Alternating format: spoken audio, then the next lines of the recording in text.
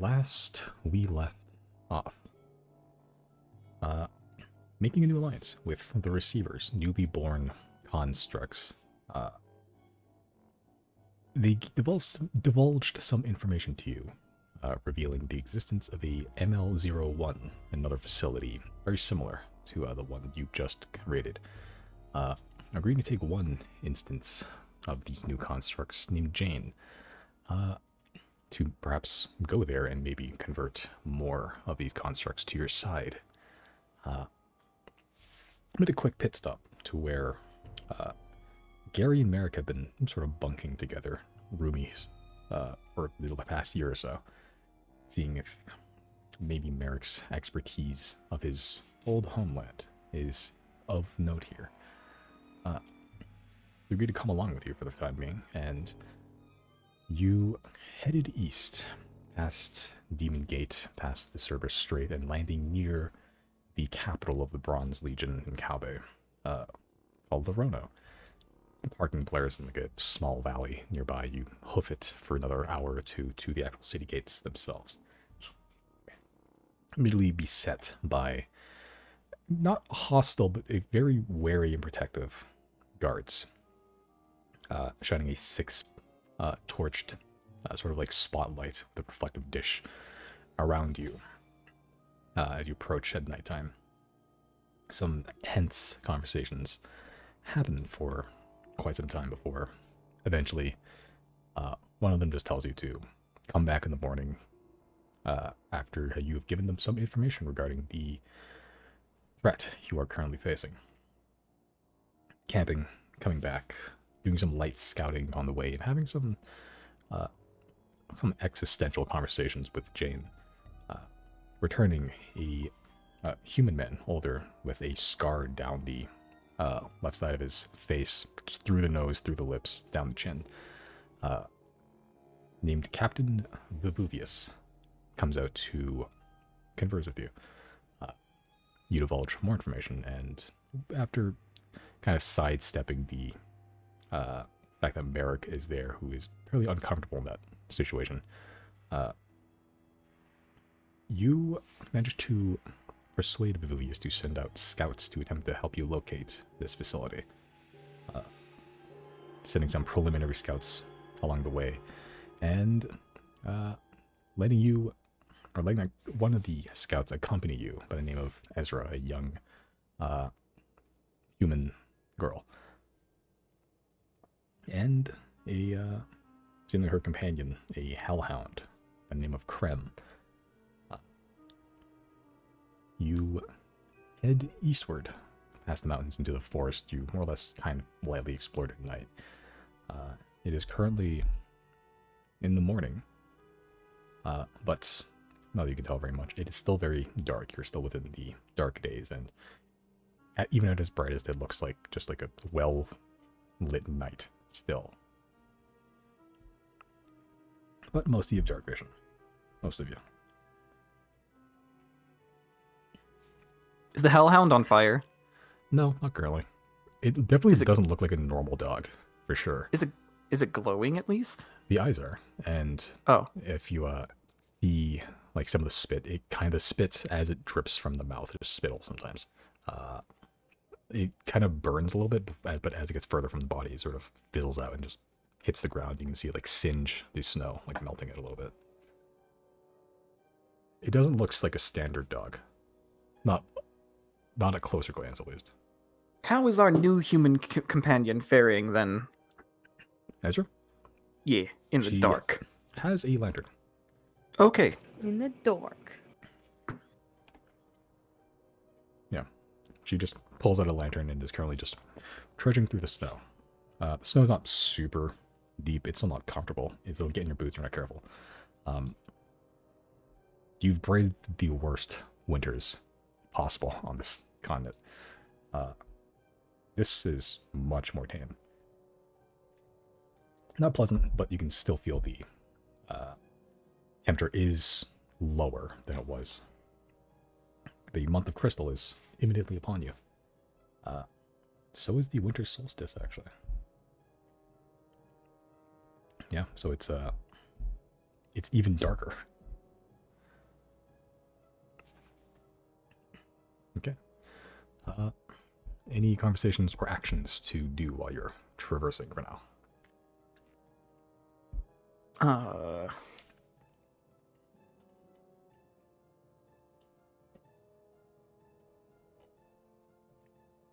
Are we in like contact with the scout team? You're not. You don't know where they went. They kind of just went out. The only scout that you know is there is Ezra, who is currently somewhat leading the way, just kind of randomly wandering, but eastward, just traversing to where potential areas where this facility may be is. Okay. Well, I'll ask Ezra. So where are we heading first? Well, if it's a rocky area, the mountains are probably the best bets. The forests around Larono are kind of sparse-ish, not the rockiest, so we're heading northwest, closer to the dawn of hour. For now, just to see what's there.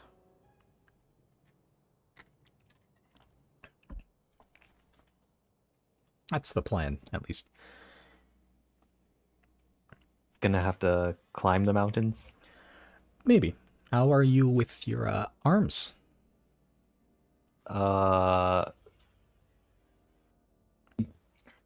Pretty good. Interesting. And she has like a slight smirk. I definitely wave my hands around a lot.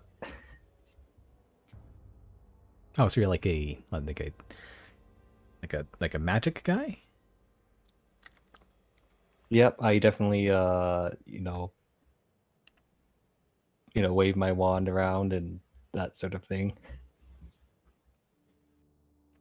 Yeah, I bet you wave your wand around.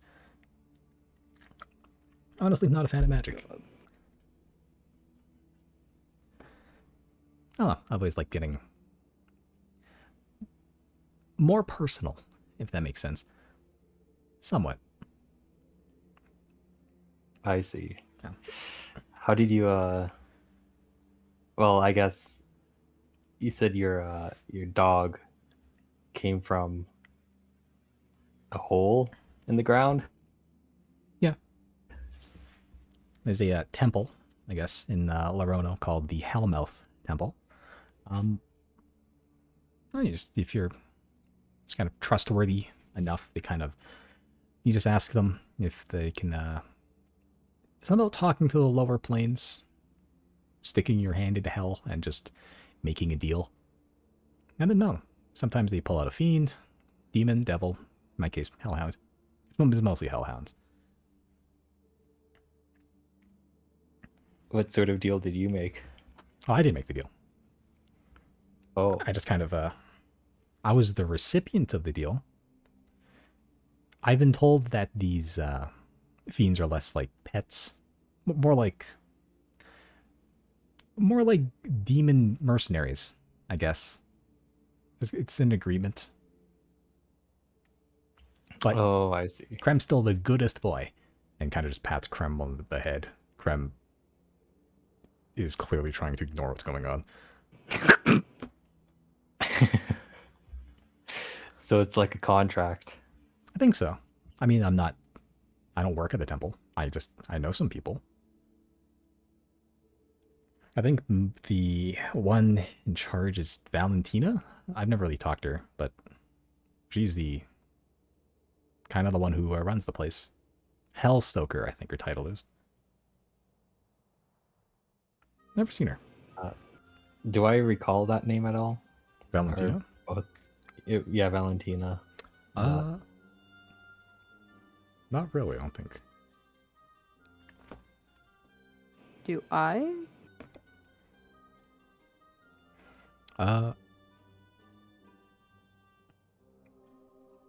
No, I don't think so. I don't think any of you recognize it, Valentina, unless there's another Valentina you're thinking of. Hellstalker is quite the title. I don't think I recognize it, though.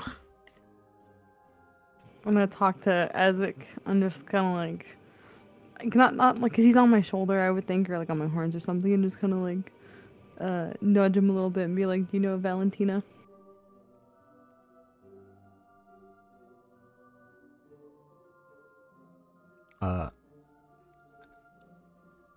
You nudge Azek. Azek sort of like looks up a little bit. Deals.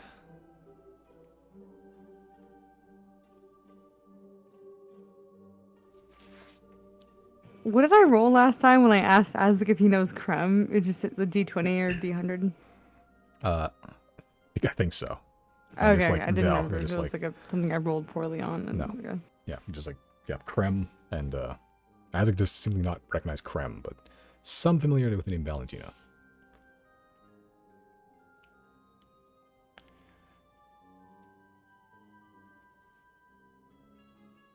As we're walking, can I like take mage hand? Or no, I'll just walk up to them as we're walking, I guess, and just kind of hold Azek up to Krem a little bit. Just be like, make friends.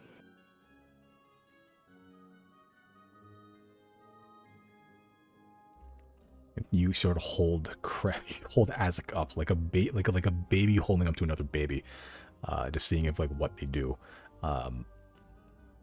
They just kind of stare at each other for a while, not saying anything, not making any emotions, not even like just kind of blinking and staring at each other's eyes. And then We've trained for this. They are passengers in their own lives. That's crazy. yeah, it's like Azek sort of eventually turns to you at some point. Similar.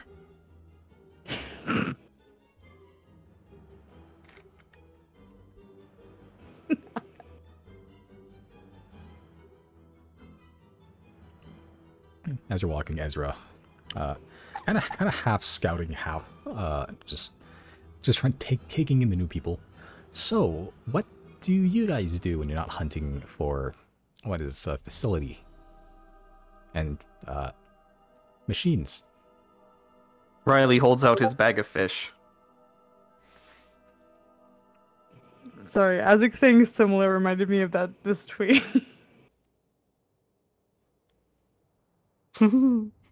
That is a shape. Sorry, go ahead, sorry. Well, that's not wrong, but I'm missing some context there. The emojis that do it. Yeah. Yeah, Ezra, yeah, just that looks at the bag of fish. I mean, everyone needs a hobby. I mean, I imagine you're not, like, constantly putting yourselves in danger, right? Unless you are, in which, that's cool. Well, I mean, define constantly. We can go 2 weeks without an altercation sometimes. Are those 2 weeks in between, like, on the way to another altercation? Yeah. Yeah, then that's constantly. Do you guys have, like, vacation pay, like dental, or what? We have a dragon. That's cool. I've never seen a dragon. I can show you right now if you want. Normally I take you up on that, but I think we're kind of keeping a low profile. Somewhat. A dragon kind of puts a wrench into the plan there. There's kind of a wide net of scouts that we can talk to, and a dragon would certainly tip some of them off. That is a fair point. I'll keep it in me back pocket. Afterwards, though, yeah. Sure. Are there any dragons living in these mountains? If there are, I don't think they'll be living very long. What do you mean by that? There's just, well, you know of Kabe, right? Everything here is... We kind of pride ourselves on our ability to kill each other. I'm pretty good at it. So, yeah, I mean, I pushed a guy into a hole. That is certainly a way to kill somebody. I would like to try and, like, size her up like I did the other guy. Vivuvius. Vivuvius. Okay. I want to see if maybe this will be decent enough. What's it, insight? Insight. What are you looking for? I just want to see how strong she is without actually testing it out. Okay.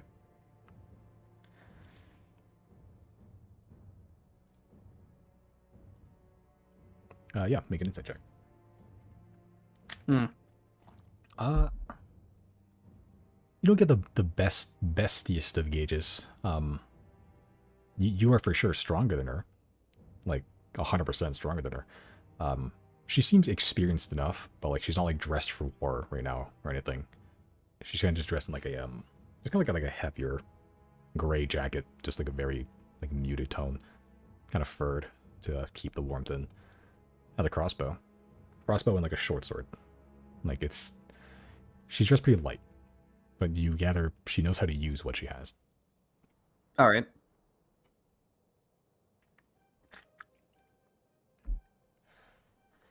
But yeah, there's monsters and stuff, but they don't usually attack the cities or towns because well, we live there. They're heavily fortified, as we've learned. Some of them, even the smaller towns, even if you can, do like a rush tactic, most people living there will still be able to kill you pretty quick. So It's a shame you can't get along with the other factions of Calbay. If you three joined together, you could be unstoppable. Did once. It was, I think, a necessity thing. I'm not the best historian. It's kind of before my time. How do you feel about them then? Well, if they're here, they're not attacking, I guess they're fine. If they're kind of being suspicious, I will kill them. Like every good legionary. I think some are a little more gung-ho than others, but yeah, I like living here. I'll protect it.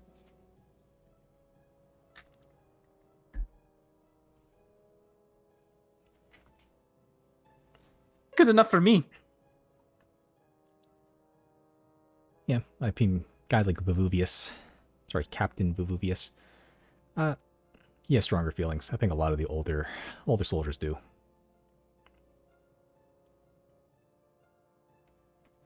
But I was born in the, I guess we're still technically in the Alliance, so things have kind of calmed down. There's been some skirmishes. Actually, another question then. What do you guys know about Silnia? I've been told not to like them. That's probably the best, Yeah. best advice. Something about, well, I mean, Vivuvius has strong opinions about this. You've heard him. He doesn't like new technology. I think it's kind of cool, Like, they have guns. I've seen them. I know how they work-ish. Haven't used them. I'd like to, but, well, they, I think the Legion's kind of stuck in their old ways a little bit. Vivuvius doesn't like them at all. Dishonorable and too easy, he says. I have a There's gun. a Chris. You have a gun? Yeah. I actually bought from Silnia Jazale rifle. And I'll take it out and show Ezra. Yeah, and as you pull out the rifle from your bag of holding, just a really long rifle. If it stood up from you put it down like on the end of the ground, it would be like as tall as you are. It is a long rifle. Yeah, and as you pull it out, she sort of looks impressed. She sort of holds her hand out to see if you'll hand it to her. Yeah, I'll hand it to her. Yeah, and as you hand the rifle over, she sort of looks it over, looks at the locking mechanism, the barrel, like the make of it. It's well made, and you have a somewhat special connection with this rifle. You have, did you ever train in firearms during the last year? I don't remember. I don't think you did. I don't think I did, but I think like after doing the the haze snipe thing, I got proficiency with just that Yeah, rifle. you just with just the one rifle. Yeah, it's like you have a not a like a magical connection, but like a spiritual connection to this rifle that you used very frequently, and it has not failed you yet. She sort of looks it over, looks at all the parts. That is pretty, I'll admit. Yeah, I never really... Yeah, I've had a couple. Well, found a couple. Weren't really in working condition. So this is the first seemingly well-made functional gun I've seen. Thanks. And she sort of slings it over her shoulder and keeps walking. I do need that back though. Oh, this wasn't a gift? No, but I might be able to get you one day. She sort of sighs heavily and just takes out the rifle, hands it back to you with disdain, single-handedly. However, I could let you test it out. She smirks a bit. You shouldn't play with a girl's heart like that.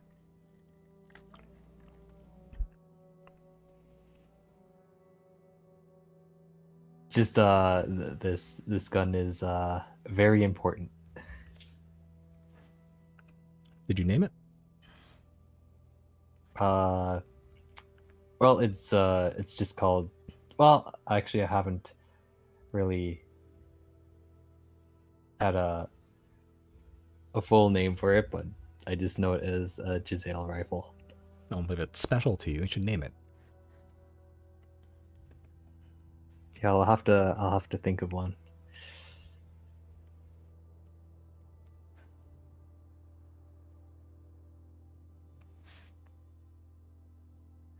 She continues walking, but keeping a just eye back towards all of you.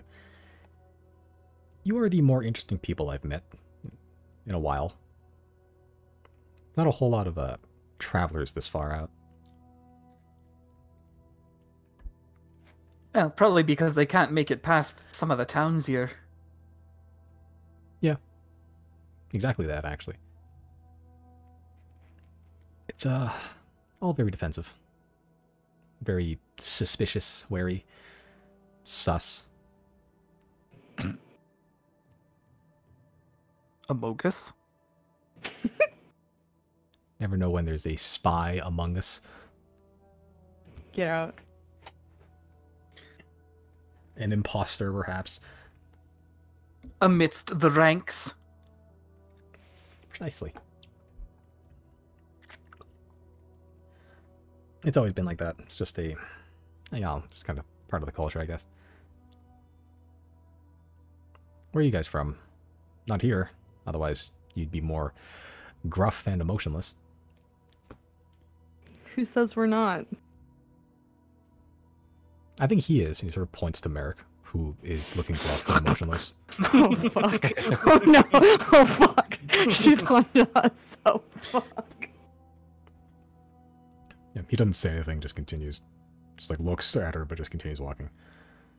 Well, I'm from the one part in all of Hora that is not subject to slavery. That's the island to the west? Yeah, it's where all the elves are. Oh. Never been. I've heard bad things. My slice of it is pretty nice, but you go a little south and there's a lot of bugs there and it's not fun. And then, you know, the whole slavery thing. I was never really interested in any of that, though. So I set off for the mainland to, pulls out fish bag. Do more of this. You left home to fish? Yeah. What's your favorite food? Would it surprise you if I said fish? What's the opposite of surprise? It'd be that.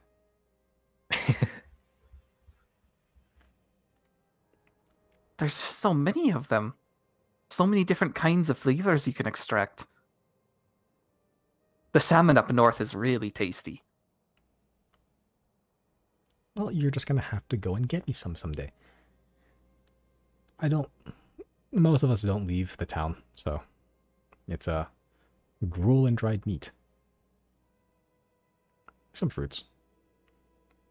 Oh, and you're going to chastise me for having a one-dimensional palate.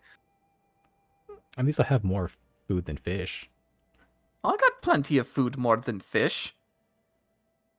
It's just what I know.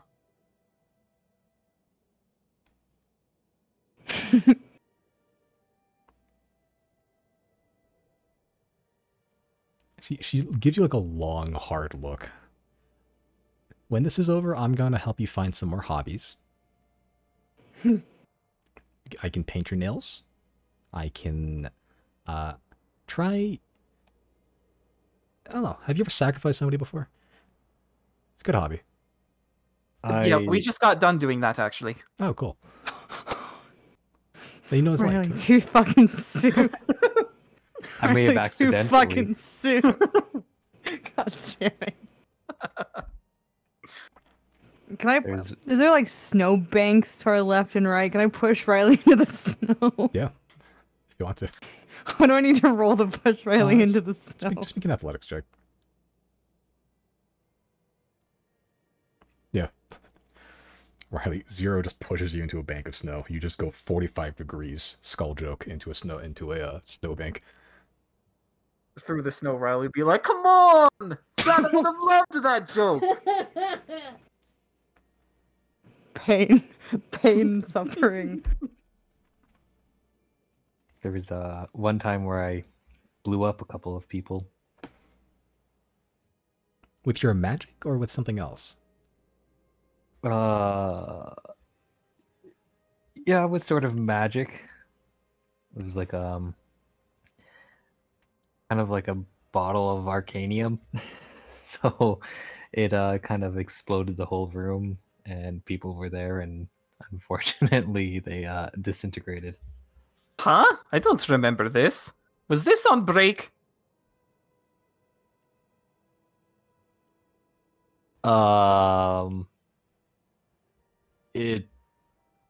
It might have been. I'm gonna read his mind. Sure. Chris, what are your surface thoughts?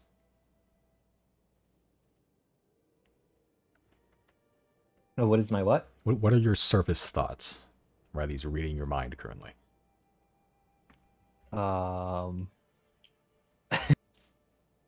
Just basically that room with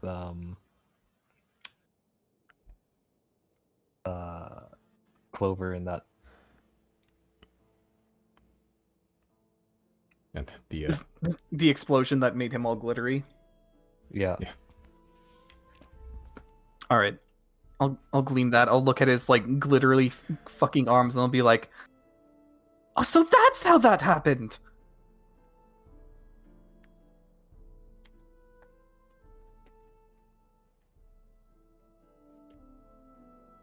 Literally infused gold. I was wondering why it wouldn't come off over the past few weeks.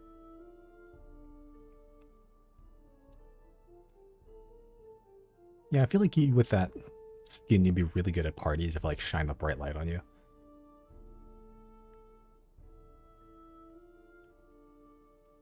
Yeah, I feel like it would definitely be interesting.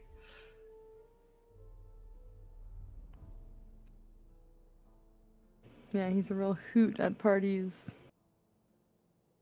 I think his muskrat joke might actually land with this crowd. Oh god. Well, now I'm just curious. What's this muskrat joke? Do you like seeing suffering? It depends. Well, it's like suffering. Okay, so it's like halfway to a good joke. Now it just needs to land. I don't think it does.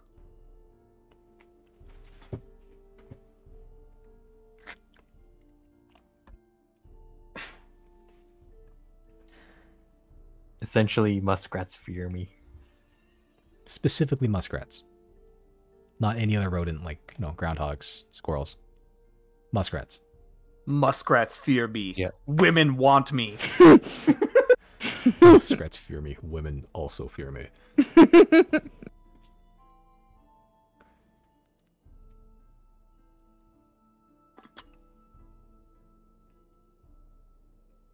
Okay, so we have a fisherman, McFisherman, wizard, and she sort of looks over to you, Zero.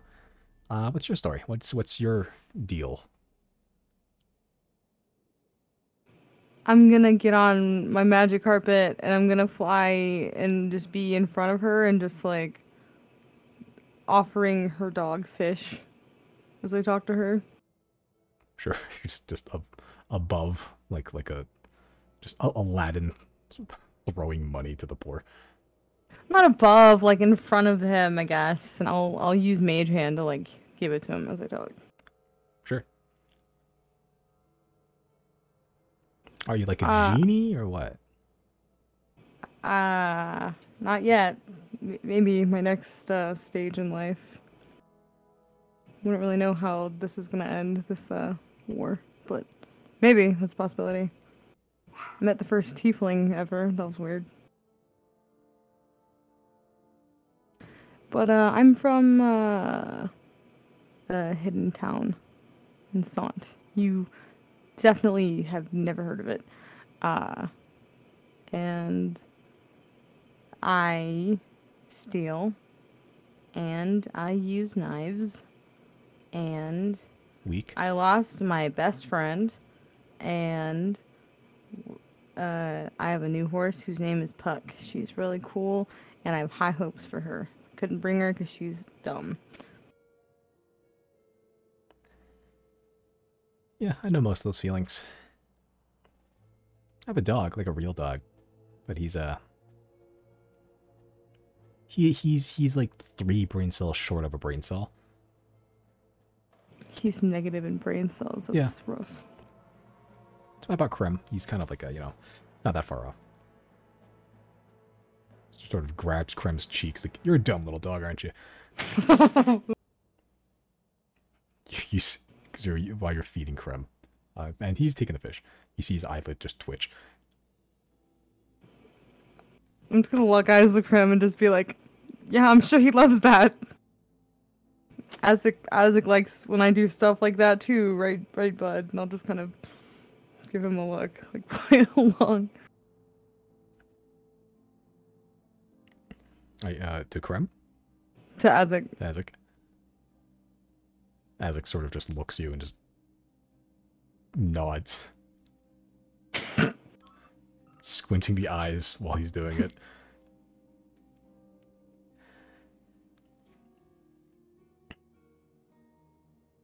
As she's done squishing Krem's cheek, a hellhound pulled out from the depth of hell.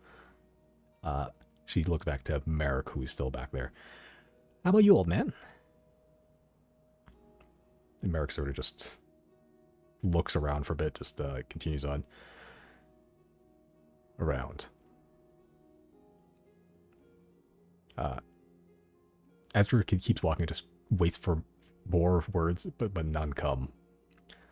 Well, if you're not from Kabe, you'd be really fit in here.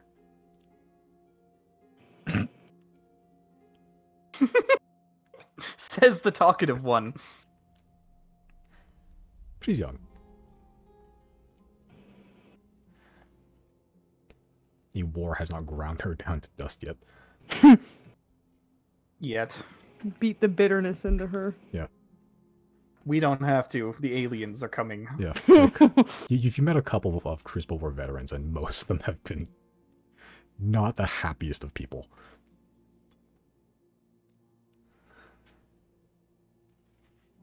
Well, I will hold up Azek to her and just say, oh, and this is Azek. He is similar to Krem, I think, in the nature of which he's assigned to me.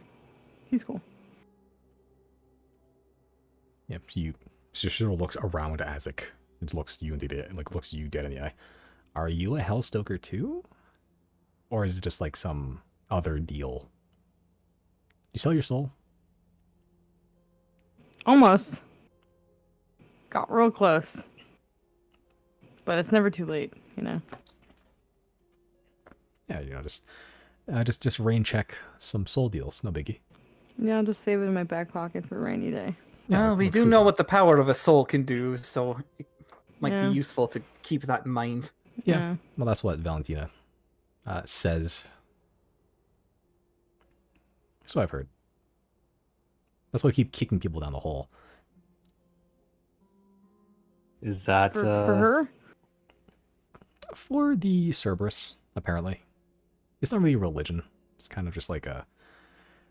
If, you know, making all these deals with fiends is, you know, is part of the contract, I guess the Cerberus is kind of like the figurehead of it all.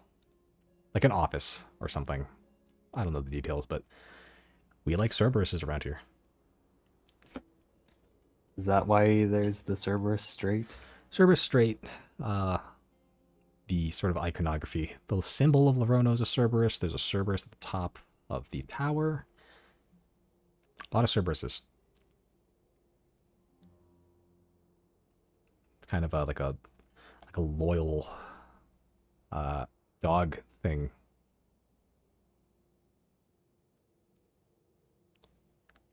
Ideals for the Legion.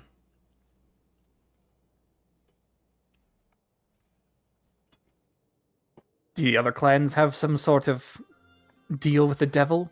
I don't know. Never been. You don't even get fed, like, I don't know, espionage information? Not me. I mean, I scout around the city.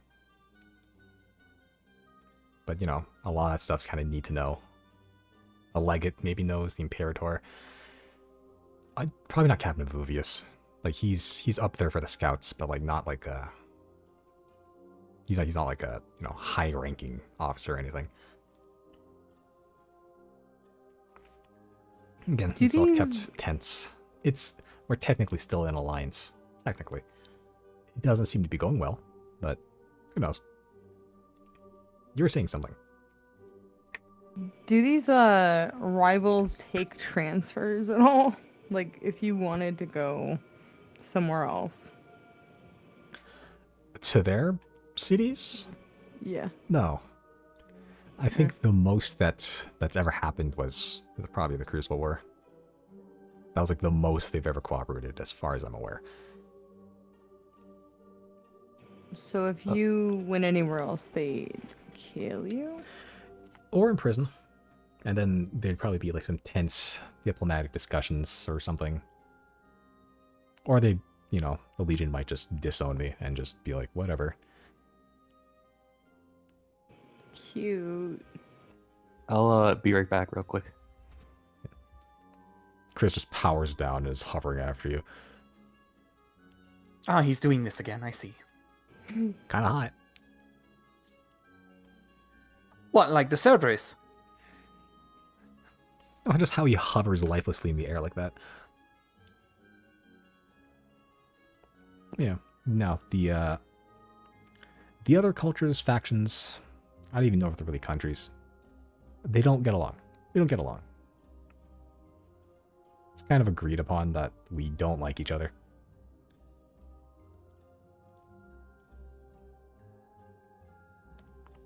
To the point where you're not even willing to learn the first fucking thing about them. Well, they're not going to learn the first thing about us either, so. Not if you guys keep adopting the opinions of your parents. No. Oh, people have tried. You know what happened to them? Got killed. So just kill them before they do that. Oh yeah, they've tried to. Some of them were spies.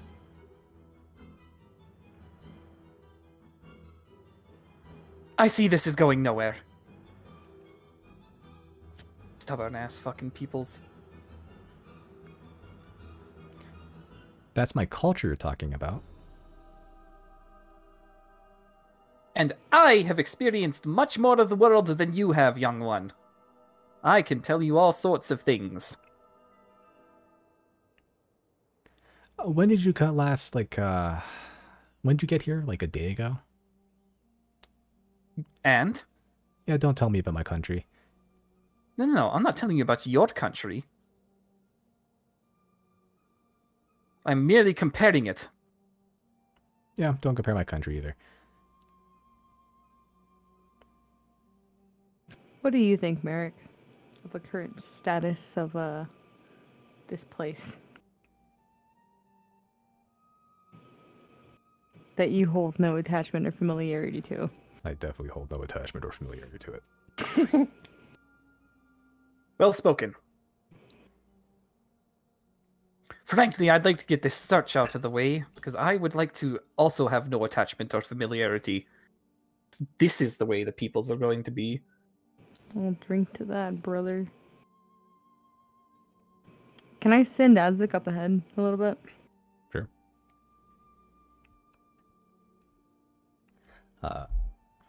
Yeah, as you send Azik up ahead, make a perception check. Okay, I'm back. Hi there. That is a 21. Okay. Yeah. 21 as Chris resumes walking, his corpse no longer floating. 21. Yeah, you send Azik up ahead, and he has dark vision, so he can see pretty good even in the dim sunlight there is. It is not like a dense forest. It's not super dense. You can still see there's like clearings. Stuff has like a fallen over trees and like just some wildlife you can see. Like there are still some animals out here, not a whole lot. Every so often you see like a bear just wandering through the woods, just searching for the next meal. They're pretty chunky at this point. Like they're just on the edge of just about to hibernate. They really should be. Chonk, yeah. But you don't see anything of note. Nothing like super weird, other than the big ass mountain, which you can see ahead. It is, you see just a normal mountain range, and then there's just this one giant fucking mountain that you can't see the top of from here. Like, it's dim already, but in the distance it looks like there's just this big triangular shadow that just is endless into the sky. It's a super tall mountain.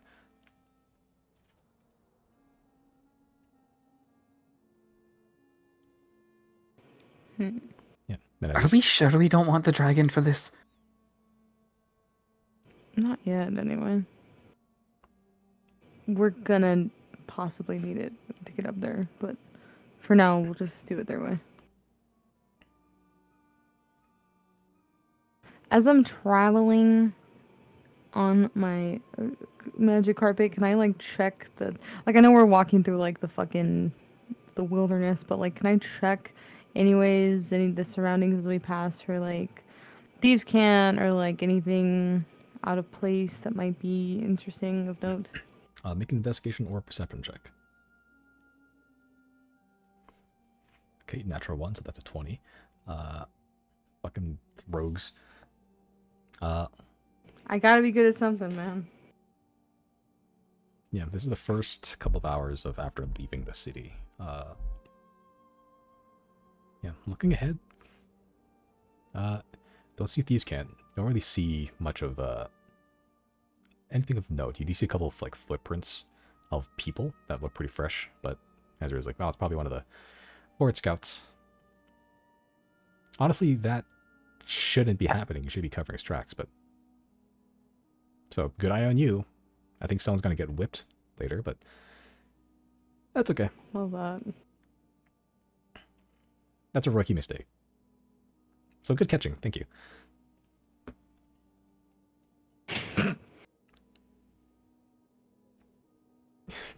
Inadvertently about to fire someone. About to get a man fucking tortured. Couple lashes, he'll be fine. Slap on the wrist. Or the back with a leather whip. Cute. Happens to the best and the worst of us. Mostly the worst. But yeah, at this stage in the trek and the search, nothing yet.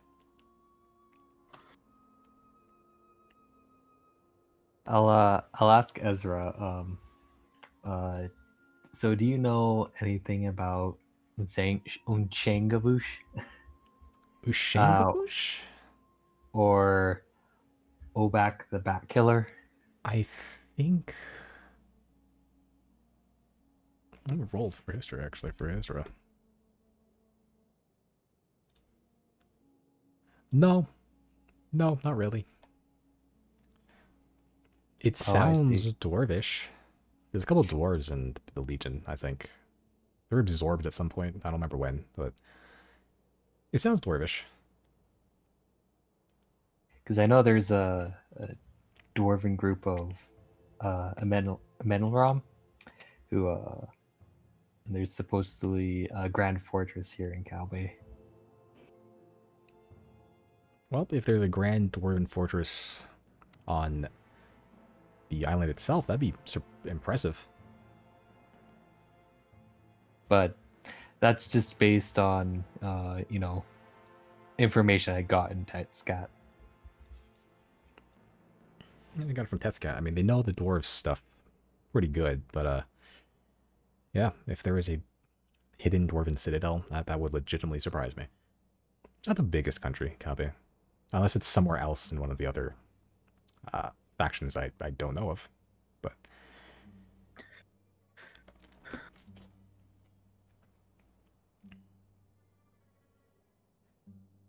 Now, we did also recently discover that Hydegray is not all there is to the world.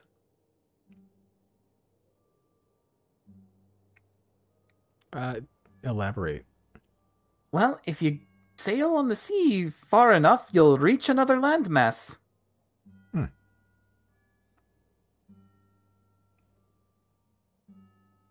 Okay, well, I guess the stories are true. Not sure how far or what it looks like, but it's there. There's actually two of them.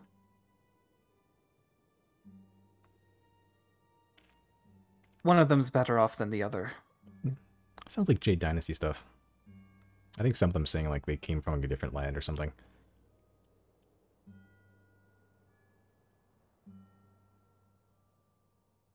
What else did they say? Do you know? No. I haven't seen very many of them. I mean, some passing scouting parties, just, high fives here and there. But, no, not really. That sounds like Jade Dynasty stuff. They're all in their arts and culture and whatever.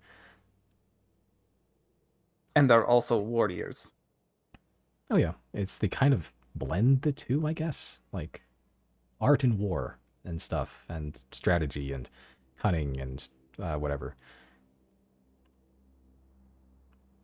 They can punch really good. I know that much.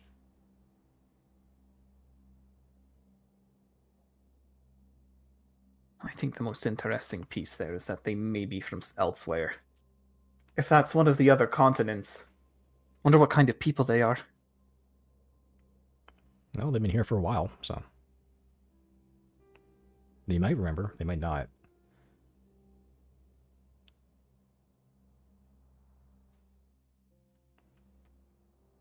Good luck getting them to talk to you, though. I don't know. There might be an Ezra type amongst their ranks. Probably. I'm also not that high ranking either. Generally, the Legion is probably like the most, I guess, diplomatic of the three. There's some trade. The other two don't really keep themselves. They're self-sustaining. Well, if they take our stuff, they're self-sustaining. But Demon Gate's kind of the Legion's vein to the rest of the world. I don't know if the other two factions have anything, but... Well, I would imagine they might have some ports. Could probably trade with Tetscat at the very least. Maybe. Don't, well, if you talk to them, don't give away state secrets. That's what they tell you when you're first born. Before your mother even says, I love you, don't give away state secrets.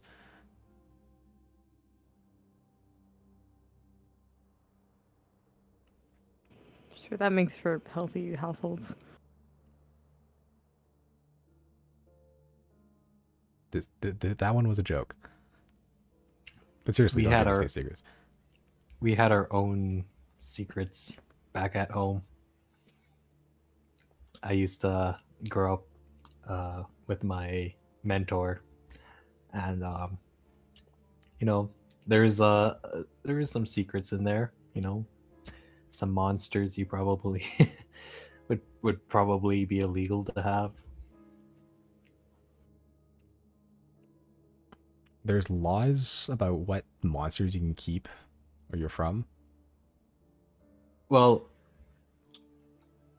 I'm not entirely sure. I have a I don't know if hellhound it's right now. even legal to keep monsters, technically.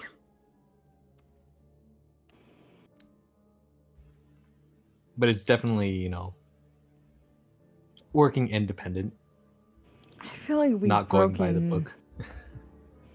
I feel like we've broken a majority of pretty major laws at this point.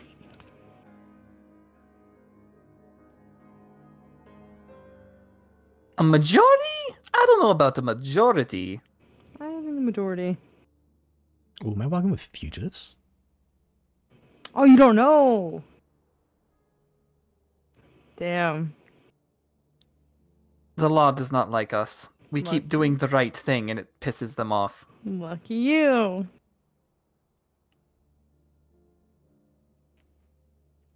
Traveling with. We're not really high profile anymore. I don't think they care as much on the mainland, but the Grand Arbiter in Teague wants us dead. Love that. I actually don't know who that is, but I believe you.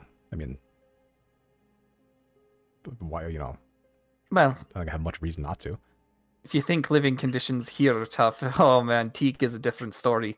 You see the snow on the ground here? Yeah. Yeah, times that by about 6, and that's a normal day on Teague. Everybody's frozen there. And that's year round. Yeah, Couple you're that lucky with if you the- get to wear like pants there. Horrendous dictator, everybody's in ramshackle, falling apart huts. Heat is scarce. And the Arbiter, the leader of them all, the leader, air quotations, likes to make examples of people by taking their frozen bodies and positioning them as sculptures. You know, fun kind of place. Oh yeah, we do that too. Well, not the freezing things, but making examples. Kind of.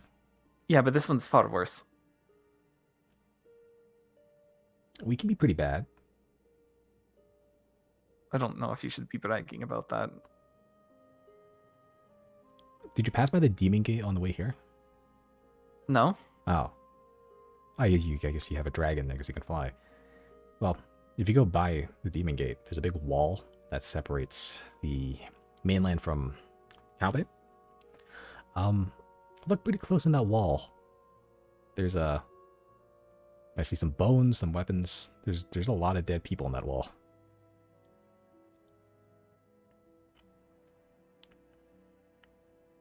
Wow. That's just like that one book I've read. Advance of the Giants.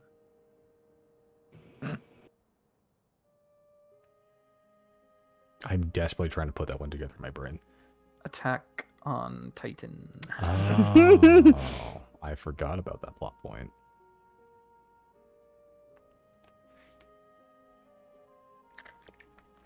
The way Bowen like begrudgingly clarified it.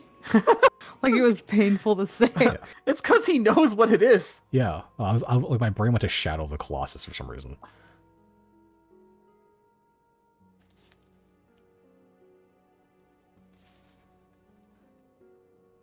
Oh, Teague. This is where? Very far north. Okay. Well, In Thane. Thane. Whoa. Okay. Yeah, this is the first thing you've told me where I'm like, okay, that's bad. Like, actually, I thought we did pretty messed up stuff, but no, that's bad. At least we have like a reason for doing it. He's just this Arbiter. He's just what, on a power trip. Yep, he's just an asshole. Okay, he's just an asshole. All right. Yeah, we do mess up stuff. At least we have, like, a code. Take I our mean- word for it. We did nothing wrong. Yeah, we are incapable of wrong, actually. Okay, there's Saint Fisherman. Do no wrong. The last time I did something wrong as a wee tot. What about the warehouse? I didn't have anything to do with that. You burnt that down. I'm gonna mage hand hold a dagger to Chris's throat and just be like, "We don't talk about the warehouse, Christopher." Sorry, Chrysostom.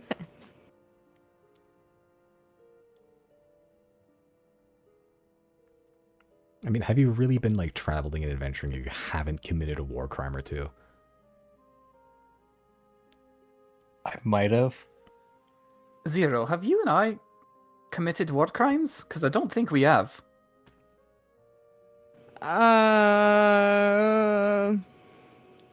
Unless you consider attacking the home base of like the criminal syndicate. I did some stuff in Sant for a bit, but I don't think it constitutes as a war crime. I hope. I caught some fish. That's about it. Yeah, from what I know of you, that tracks super well. Oh, I've infiltrated the Silnia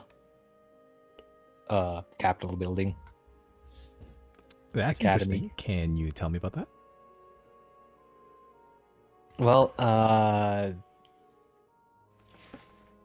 the Arbiter kind of sent out a warrant against us, so we kind of just strolled into Silnia one day, and then guards Oh yeah, that's right. I got arrested. saw that, and then so I basically flew up into the sky while they were trying to shoot at me, and then I flew straight into the Capitol building and demanded negotiations. Okay, so if theoretically, if someone were to be capable of flying, they could get into the Capitol building in Silnia.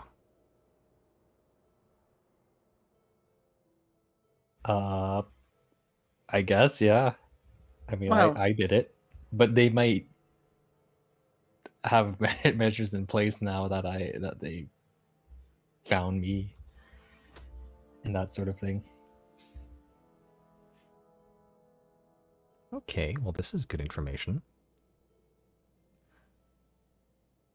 Interesting. The guild there is also filled with, like, a lot of highly skilled individuals. Hey, so are we. Yeah, but it kind of sounds to me like you're, planning a solo infiltration. I can't get to Silnia.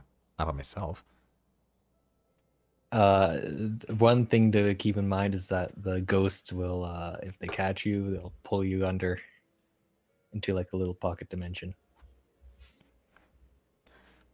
Okay, so there's ghosts guarding it.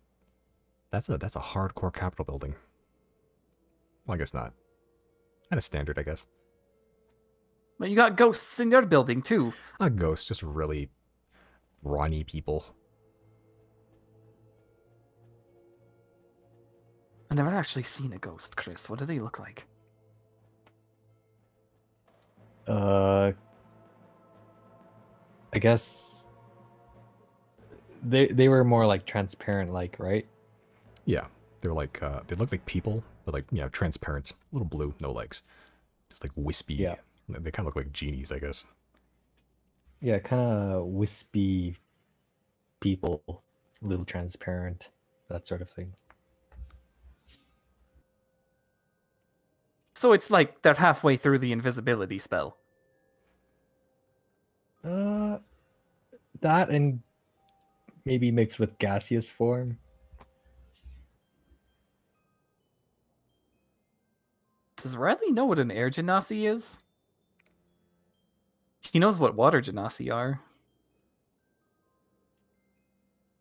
Maybe. Have you met a water genasi? No, but I cosplayed as one. Oh, you did. You cosplayed. Yeah, I mean, you maybe know the concept of them. Okay. Also, they're kind of like those Air Genasi people.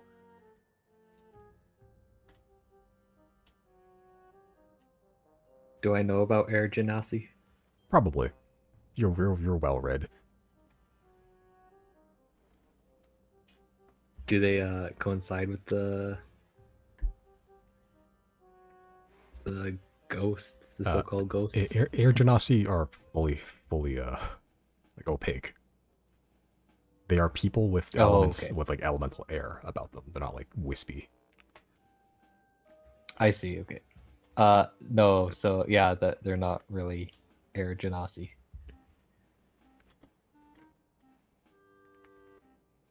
So ghosts are real then? What? I mean, that makes sense. You fought undead like skeletons. Yep. Oh yeah, there you go. Yeah. Undead. Why is that so crazy to you, Riley? We've talked to like gods. Yeah, but gods are like life forms. And ghosts are like the opposite of life. Does necromancy just like blow your mind or what? A little bit.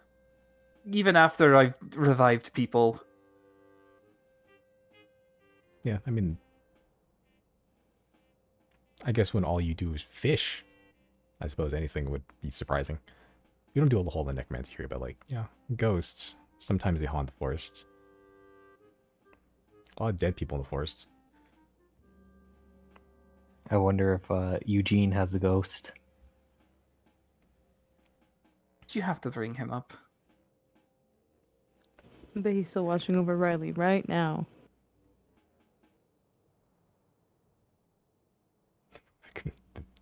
The ghostly form of a crab just slowly hovering after Riley. Riley, why have you forsaken me? I didn't forsake Eugene.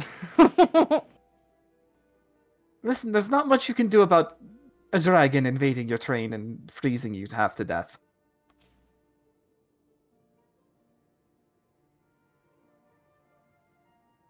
And now Eugene is just in little splinters on the side of the road. You know, I think he fell into the lake. Some of them fell into the lake. Oh no. The ghost of Eugene haunts that train.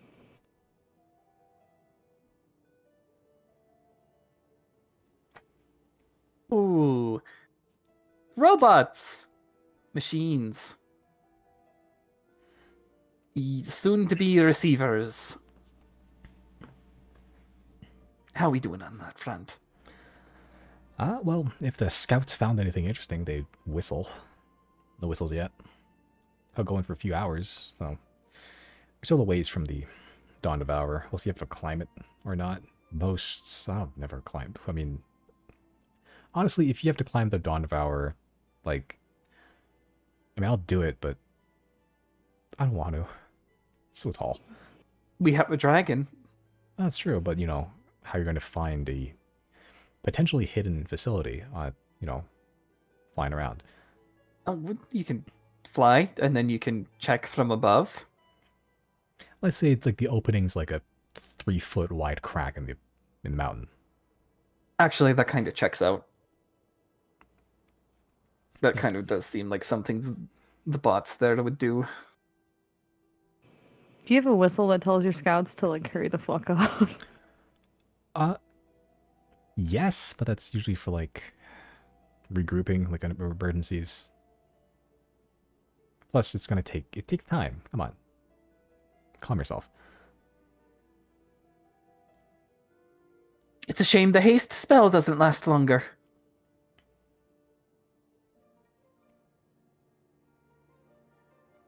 I mean, you can... Maybe Cast one it. day.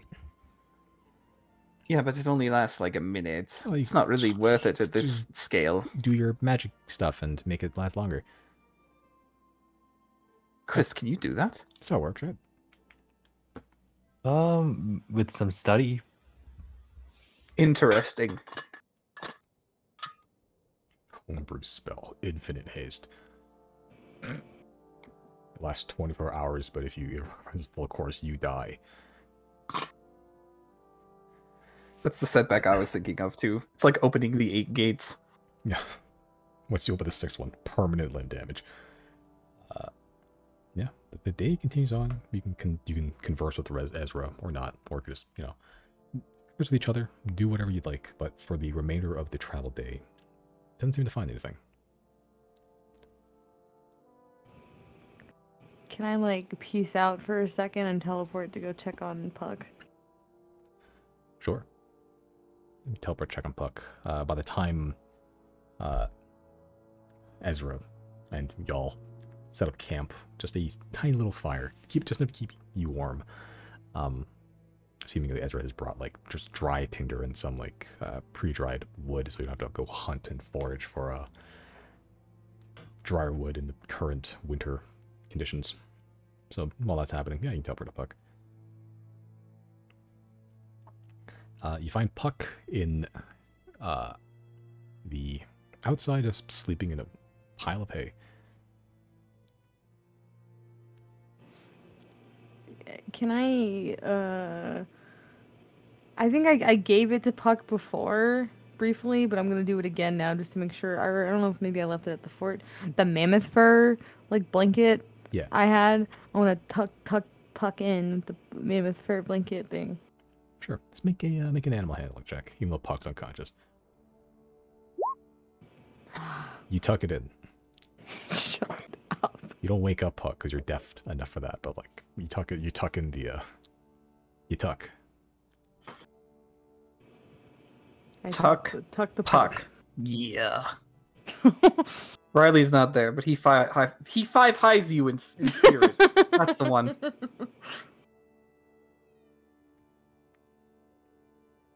Okay.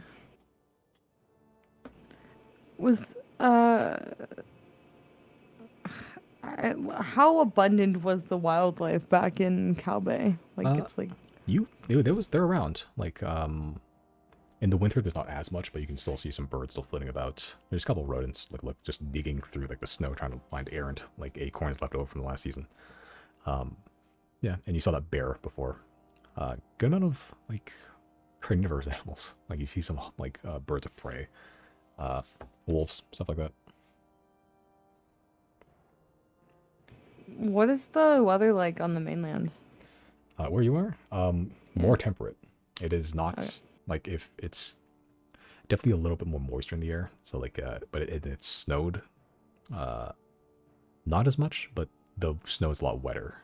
Yeah, it's more temperate here. It's still chilly, but Cowboy is a little colder just because it's super dry there, and it's just like the cold just gets to straight to your bones. Hmm.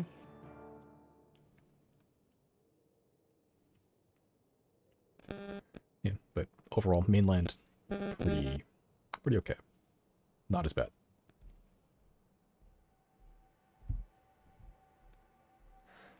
Yeah. I Heading guess back. I'll head back. Yeah.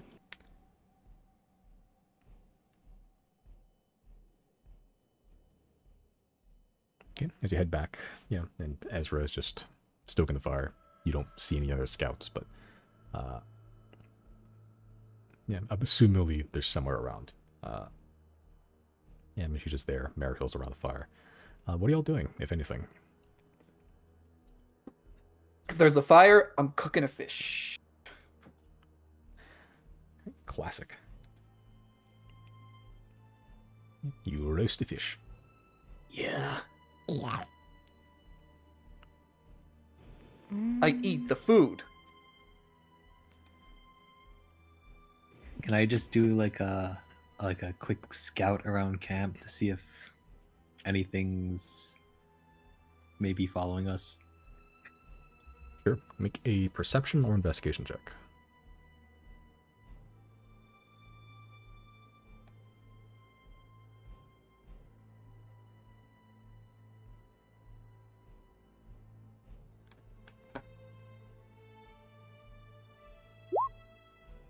Okay.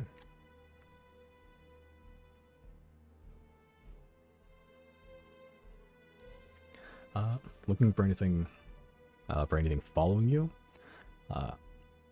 Yeah, don't see anything following you. Don't see anything suspicious tailing you or anything. You see a couple wolves that look like they were kind of sizing you up for like a couple moments, but then they kind of just pieced out.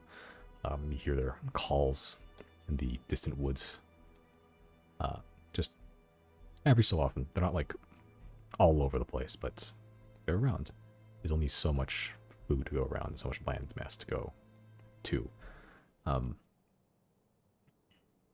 Yeah, but you just find a clearing a little bit, just it's somewhat peaceful here. It's like, despite it being cold, and despite it being kind of like a harsh like culture on all fronts, there is this weird primordial tranquility, if that makes sense.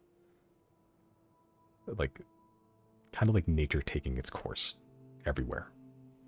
You've seen a lot of animals. You've seen, yeah, prey, birds of prey, carnivores, and in this one little clearing you find just a kind of sense of isolation from the rest of like a civilized life.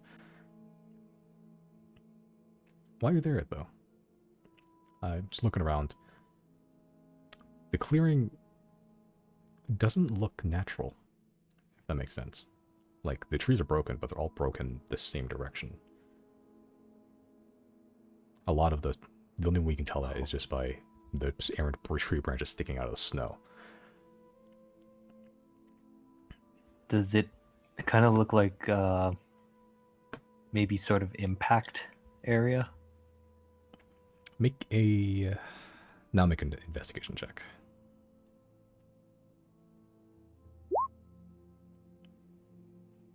Judging from the direction, and you sort of dig out some of the snow around the tree trunks, it looks, yeah, broken. Not sawed or anything, it looks broken in the same direction. You start feeling around in the clearing. There is like a slight divot. It's all hidden under the snow, but you can feel it with your feet. It feels impacty.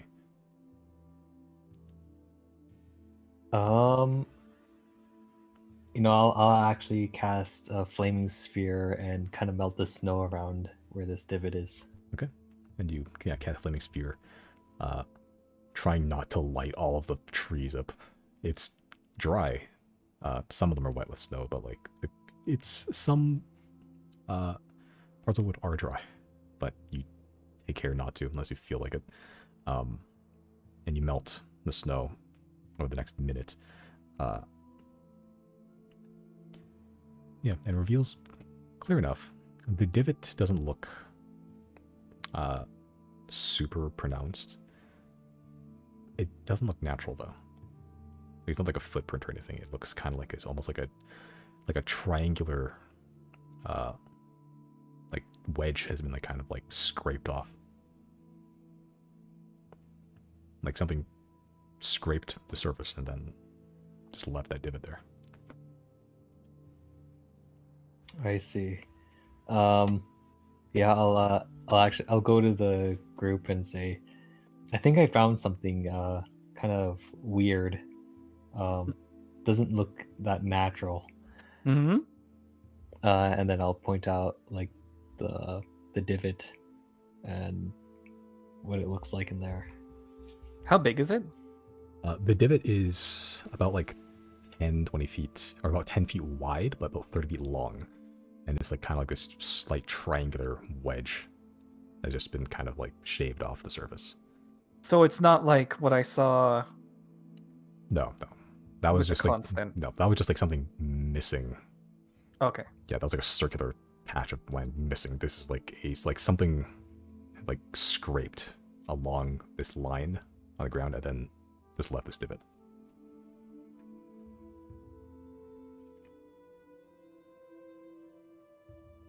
Yeah, as you who's going to investigate? Everybody or? Oh, absolutely. This has intrigued me for sure. Okay. Yeah. Yeah, Ezra comes along too. As Ezra comes along, she's sort of just very happy-go-lucky, but then when you see the scene and like the ground is now wet because of the melted snow, but it has revealed the dirt underneath, which has immediately begun to freeze over again, just from the weather. Once Ezra gets here, her demeanor kind of shifts a little bit. She goes from this kind of like talkative scout that's kind of keeping company, and then now she's kind of just full duty, like scout mode. She's going in the dirt, looking at stuff, looking at the tree breaks. Before she would just fucking with Krem, but she actually give commands to Krem, like smell this, sniff that, investigate that. What are you all doing? Just investigating in general. I would also like to investigate. Okay, everyone that'd like to investigate, make an investigation check.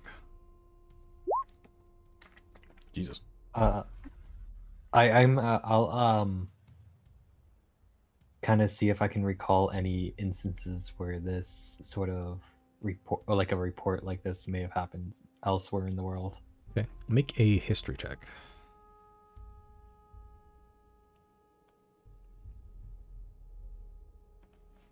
Okay, while you're rolling the history check. Okay, yeah, Chris. Nothing. There's nothing in your books or nothing in your mind that you've read that looks like this, or in this area, or just really anything that makes like a shape like this naturally, or even unnaturally. No idea what this is. Yeah. Riley. And Zero. Yeah, the divot itself, like a slight curved triangular wedge in the ground, 30 feet long, 10 feet wide. With the wet ground now freezing over, a wide patch of ground has been cleared. And as you're investigating, Chris is pointing out the broken trees, and they all come in the same direction. They're all pointing the same direction. Not a natural clearing. The trees were thin, so they broke fairly easily, but not natural. No, it didn't seem like an animal or anything did like this. Both of you simultaneously notice frozen in the ground, the actual ground itself beneath all the snow. Because you rolled really high, very faint footprints, like boots, leading in a direction. Roughly northwest, or northeast, sorry. Is it How towards recent- the Dawn Devourer? Roughly. Okay. How recent do these look? Based on your investigation, they're older. They're fairly old. It's hard to tell an exact date, but like this wasn't like a recent thing. Okay. As soon as I am done investigating, I'm going to send Azek ahead towards the Devourer to scout ahead. Okay. Yeah, you scout ahead. Azek heading in that direction, trying to go through with his dark vision, trying to see if he can find anything. He's still quite a ways to the Devourer. And as he's up there, it's hard to follow the footprints because it's all, during that direction, it's now covered in snow. It's hard to follow the footprints, but he can go that direction if you like. Yeah, I'll just send him on his own and just ask him to come back if he finds anything. Yeah, and as you're investigating these footprints, Ezra sort of comes along with Krem. Jorah furrows her brow and looks at the footprints. Leia looks at the divot. Well, this doesn't look good. It doesn't really look recent either. I'm No. surprised the scouts haven't reported it earlier. I'm surprised you actually spotted these prints. They're kind of faded. We like to be really thorough faded. with our investigations. She's sort of looking through the footprints, and like she's pulls out a little bag, and she pulls out. She reaches her hand into this this small little pouch and pulls out what looks like this faintly glowing powder, just sort of glowing a gold, like a very dull gold, and sort of just throws it towards the footprints as they sort of hang in the air for a little bit, and then suddenly fall and just stick to the footprints, like highlighting them almost. As you can see, like the patterning and everything. She's sort of looking at them. Well, it doesn't look like any Legion boots to me. or Ironheart, or Dynasty. Well, that's concerning. Very. These footprints, they look humanoid. They look humanoid. Yeah, they're not like Okay. feet. They're boot prints, like shoes and everything. Okay. Are they like, would you say human or dwarf? Hard to tell, to be honest. Just not from shoes. I'd at least say, yeah, for sure, humanoid. Not any of the smaller races, though. And she's sort of going through them, sifting through like the initial. She's kind of comparing now the patterning from where the divot starts to where the footprints begin. 4 to 5 individuals, I think. Do you guys want me to go ahead of us on my carpet? I can try to go invisible and maybe get an idea of what we're dealing with before we have to do it. You can try. It's going to be hard to follow the prints with all the snow and the light. Chris, Riley, are you guys okay with that? I mean, sure. Push Yeah. comes to shove, you can always just, text us on the phone, Rock. I will, I guess, cast invisibility on myself. I'll grab like a stone or something from this spot so I can teleport back. Okay. If we're like near the campsite, and I will take off in the direction that I sent Azik on, just going full speed on the carpet, just enter invisibility. Sure. Cast invisibility, grab a rock. Invisibility on the carpet is just speeding through the trees, trying to just go in that direction. Okay. Yeah, as you're going, the last thing you see is Ezra sort of just grabbing the scruff of Krem and just jamming his nose into the footprints and like, smell. Oh my God. Yeah, but then as last you see as the tree begin to block your vision of it. The two of you still remaining at the camp. Yeah, Ezra just they just shoves Krem's face into the dirt. Remember, well, I don't really want to go through the dark, but that's a good find. Even if it doesn't lead to your facility, it's certainly strange. It's in the direction of our target anyway, so it's worth investigating. Theoretical target. This was just a guess at best, but hey, worked out. It wouldn't be the first time we've got distracted at an important mission. 0 while you're speeding through. Make a perception check.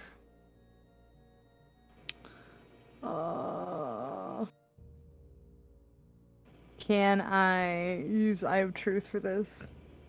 Sure. Okay, I'll activate Eye of Truth, and then that means I get to make it with advantage? Yes.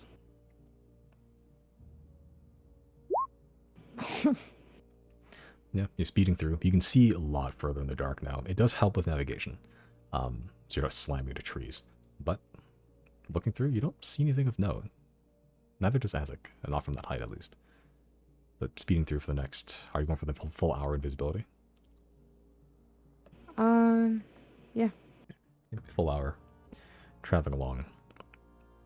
Even with Eye of Truth for the first, I think, 10 minutes. Yeah. Yeah, don't spot anything of note. Not through the snow. At some point, once you leave the area of a clearing, it just becomes like the rest of the forest, as if there's nothing there.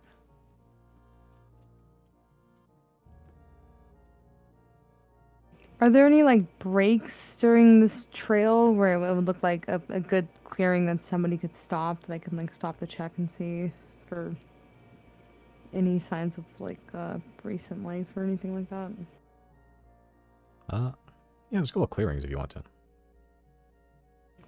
I mean, yeah, to just examine them, I guess, as I'm going, try to slow down a little bit and take a closer look at the spots that if somebody was traveling on foot, they may have taken this spot to like take a break. Okay. Make an investigation check.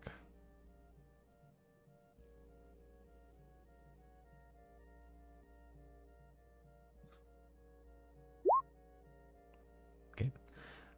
At the tail end of your travel, the visibility drops, but You do find a couple clearings. You've been traveling for just an hour. And you find just a normal clearing, something that would be good for a campsite. As you're just investigating, trying to kick out the snow, trying to rummage through to see if you can find the surface beneath. Your foot catches something. And sort of dig it out. Just a coil of rope. Just left there. Not attached to anything, it's just kind of left and forgotten, seemingly.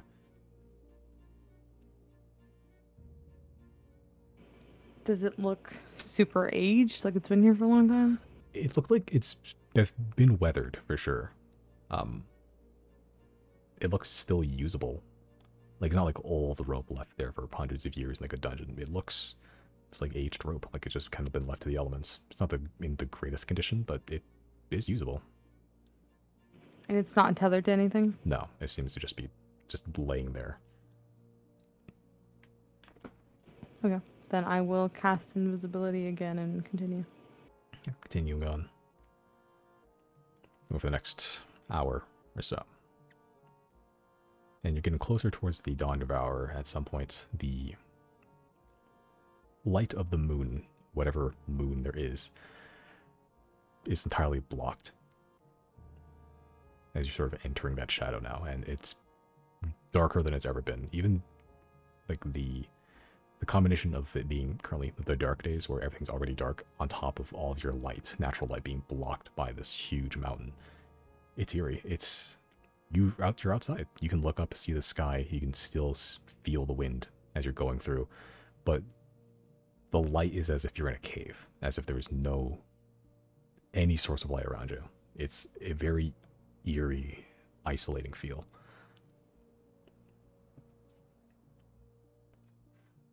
But continue on for the next hour.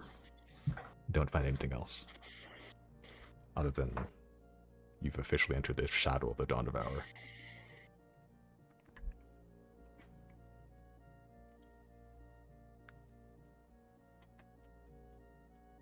I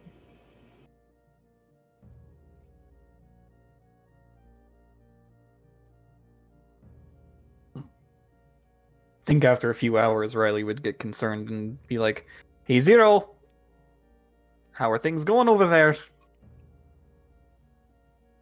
Are you doing it over the sending stone or with sending? Sending stone. I think I still don't have the sending stone. Oh, in that case, I will have to send. Never mind. I completely forgot. Where's my spell slot? Okay, I'll cast sending.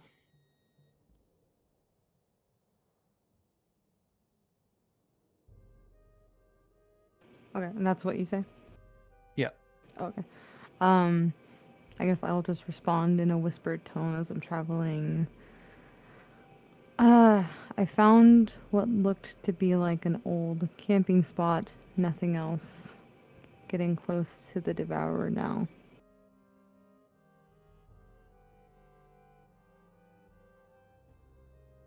I'll turn to the rest of the group. Seems like following this trail is gonna take a long time. If we're following it, I can call back some of the scouts, have them investigate that divot, the clearing, see if they can find anything else there, and maybe send a couple of advanced looks ahead. Can I retcon something? Sure. Can I take that rope with me that I found? Sure. Okay. And then I guess once I hear back, or once my second hour of invisibility runs out, I'm just going to grab a stone or something from the spot on the path that I'm on. Maybe something closer to like the tree line so it's not out in the open. But I want to grab a stone and then I'm going to use my last teleportation on my helm to get back to the campsite that the guys are at. Okay. Yeah. As you teleport back, after the 2 hours, you can already see like the snow is beginning to build up already. It's just a gentle snow, but it's enough to cover what Chris just uncovered. Yeah, had you not rolled that high, you may have missed this entirely.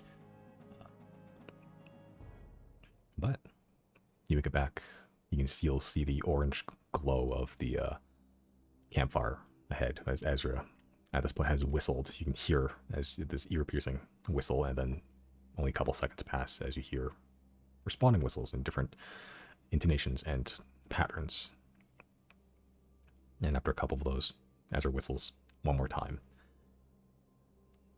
And then after a couple of minutes, you see a bunch of similar dressed people, scouts, the other ones, converge as Azra just guides them to the divot where the strangeness and footprints were found, as she begins to just sort of uncover them again, sort of just leaving the main party and Merrick and Gary just alone for now.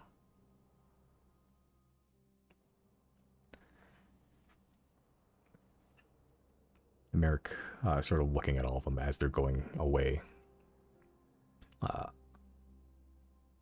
Merrick sort of turns towards you, Zero.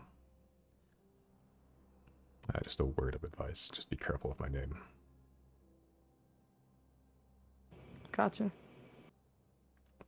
We will call you Edgar.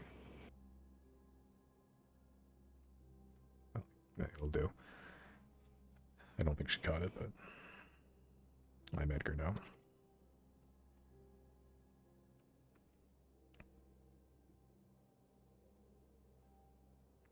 I will cast message to both Riley and Chris and tell them, don't repeat Merrick's name. He is now Edgar. Thank you. Oh, I was gonna call him Jenkins. I'm surprised you uttered his name in front of a scout to begin with. Wow.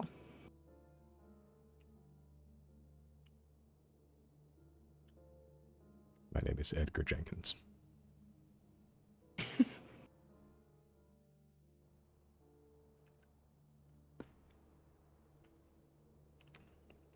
Then what does that make Gary? I'm Giddy. I don't think I'm wanted here. Don't worry, we'll change that real fast. We want you here, bud. Oh, I'm wanted amongst friends, but I'm not a fugitive. Well, we're not fugitives here either. Well. They don't know us. We could change that. I think we are changing that right now. All we've got to do is believe. Do you believe, Gary? I believe in you. Whatever happens, I will see it through with you. And maybe we'll get some kiwis after. Oh, that would be great. We've had a kiwi. They're small, but a little hairy.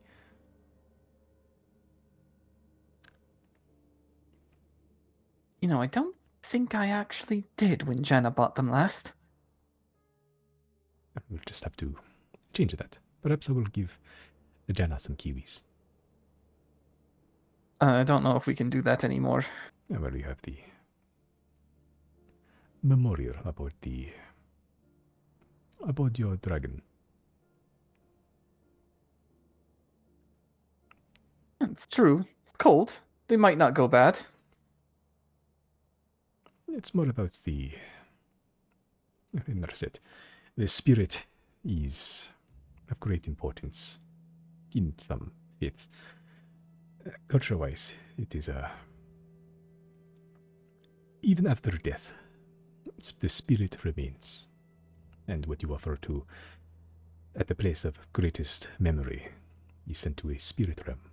So, if I offer kiwis to the memorial aboard your dragon, perhaps it will send kiwis to Jana in the spirit realm.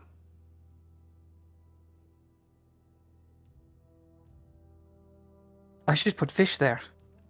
Then she'll know it was from me. Oh, I imagine so.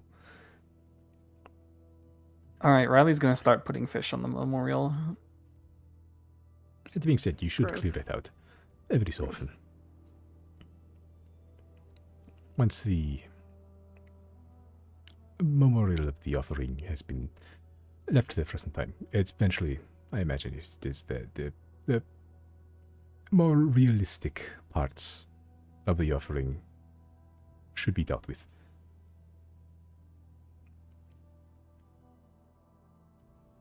It was I don't the day- fully understand it, but I will keep that in mind. All I mean is don't leave fish too long there.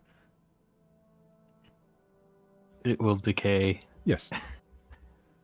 and it will be bad for everyone. So you're saying the kiwis can go bad too? Yes. But after some time, I will clear. I will move them. Or eat them myself. So what I'm getting from this is that it's the thought that counts, not necessarily anything else. Yes. Okay.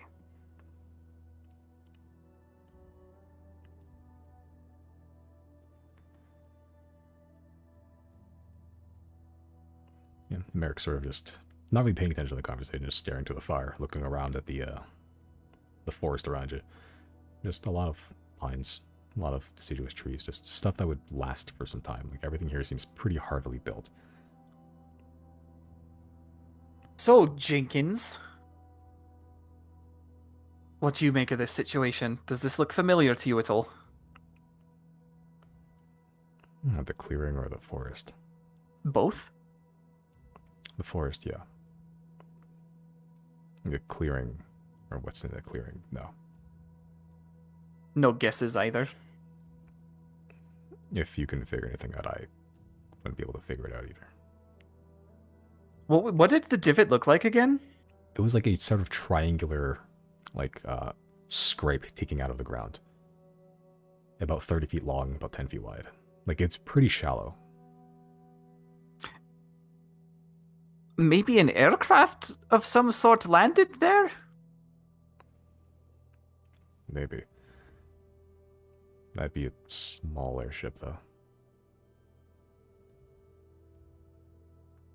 I mean, the starships we boarded have been smaller than most airships that we see in Silnia, so it could just be that it's really technologically advanced. Especially for a shape like that.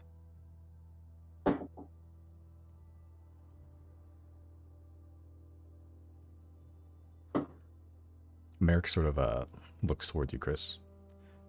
Where did you say the trees were broken? Oh, what was that? He asked you, like where were the trees broken? Oh, right. I point to the direction of like where it was coming from, Yeah. that sort of thing. Yeah. Because it was like a line that led to the divot, right?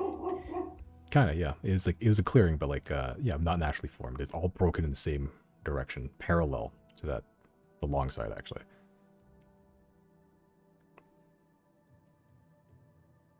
Yeah, parallel with the long side.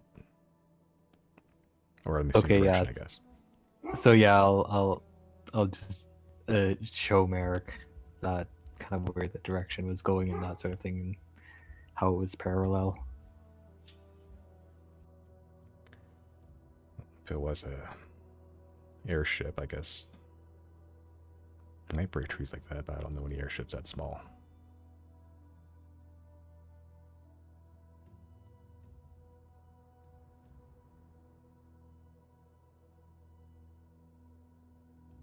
And it was just a theory after all. It's a shame I don't have some sort of spell that lets me see the past.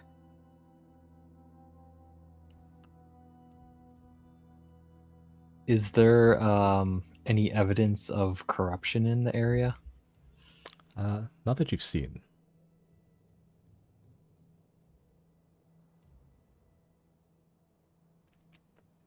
Yeah, just just that triangular, like, carved the earth, and then the broken trees and going in the same direction.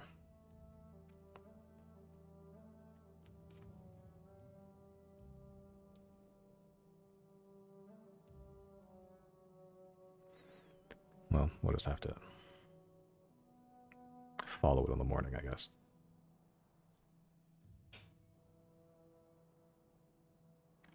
Yeah. Could probably check these broken trees, like where they begin, where they start. Yeah, you know where they begin and start. They just like yeah, they're all just fallen parallel with the same direction as the divot, just lengthwise. But Do they localized. look burnt at all? Not that you've seen, no. Like something like bend and snap them. It's got to be some sort of aircraft. It has to be.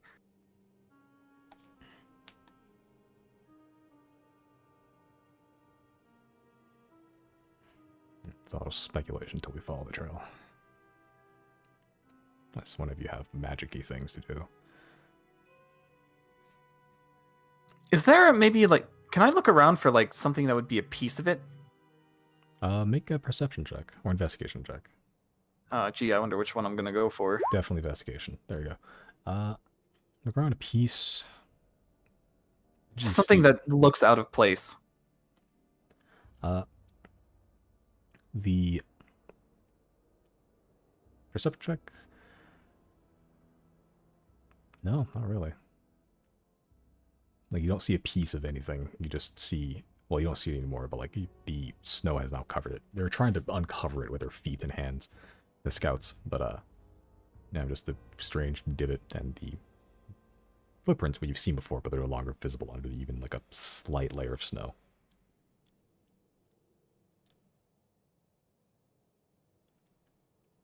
So we lost our lead. You know where it is, but like, you can yeah, just have to clear out more of the snow pretty much. I'm gonna start blasting with Tempest Retort then. Sure. It's just blasting Tempest Retort. It does blow away a lot of the snow. Some of the snow has just kind of stuck to the ground, like kind of frozen to it, but it clears most of it, as scouts definitely appreciate your assistance. Yeah, as you're going around the area, it takes a couple like minutes, but yeah, still looking around. You now can see the divot clearer again. You still see the footprints, and depends how far you want to go. You want to go past the clearing following it, or just the local area around the divot? Well, until we decide we're heading out, just the local area. Yeah, it's the local area. Yeah, it just reveals more of the same of what you saw before, just a little drier, if a bit more covered in snow. A slight triangular, like, shaving in the ground, 30 feet long, 10 feet wide. Broken trees going in the same direction. But no peace. Nothing strange.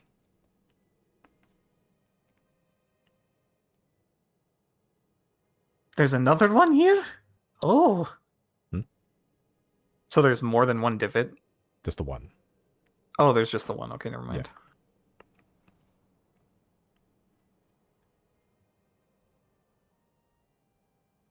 And there's nothing around the divot? Broken trees and the footprints, but that leads off further into the forest. And the footprints are not covered by snow? Not in the local area, but they are, you mentioned they are covered in snow once you get further into the forest. Okay. Well, I guess I know what my duty is tomorrow. I guess Riley will take first watch then. Okay. Yeah, eventually, unless there's anything else you guys want to do at night, eventually the scouts have gotten a lay of the land with Ezra, who's, yeah, begun serious discussion mode at the side of the clearing. Any actions to do for the remainder of the night? I guess just to rest and then do second watch. Okay. Yeah. Yeah, first watch and then second watch go by without incident. Couple wolves, but they pass. You're just looking at the birds. There's no bird song, and not this season at least. Not in this country, maybe. But eventually, after your collective rests, sleep, morning breaks, and it's still dark. Not as dark as last night, but still dim for sure. This weird gray haze over everything. Like overcast times 4. Well, at least it's still not as bad as Thane. Chilly, but not, yeah, not Thane. By the time you all wake up, Ezra's already just getting ready, preparations. Wakey, wakey. Yeah, that divot concerns me. And other scouts, they agree. That's strange. None of them recognized any of the boots. Nothing we make, at least. At least not standard Figured it issue. out myself. Pretty sure it's some sort of airship, though. Like maybe a mini one. That's a really weird shape. Some sort of strange technology, perhaps. Do hot air balloons exist in this world, Simon? There's airships with balloons on them. Like the cheapest one. What's the brown shit? The first airship you ever took was considered a floater class, which doesn't have any of the sort of like magical Arcanite engines needed to power them. It is just balloons and propellers. So yeah, in a sense.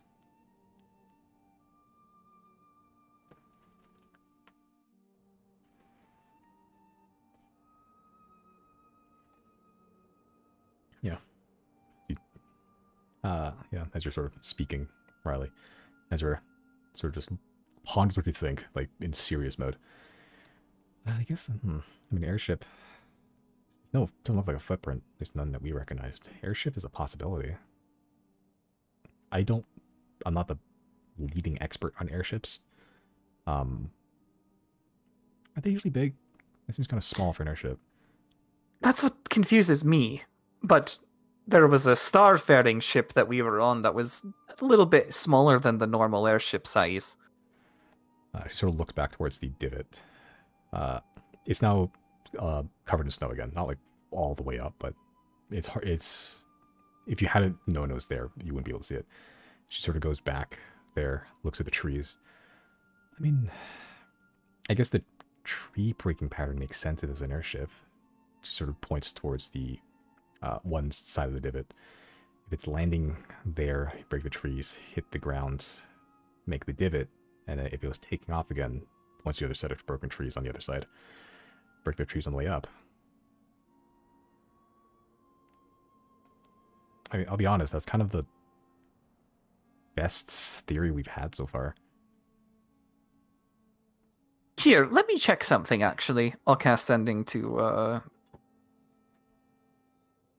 Polaris, and I'll ask, do you see anything strange in the sky?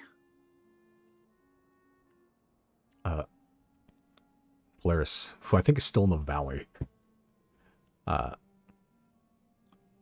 Yeah, because he landed in the valley. You guys watched Lorona.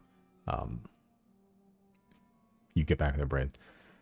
I do not see anything in the sky as of current. I am still on the ground, though. I'll turn to the group. You guys want to send the dragon into the sky?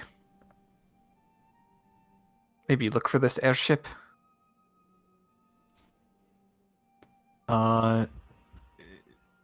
Sure, but maybe go around Larono instead of through it or across it. He can fly high enough.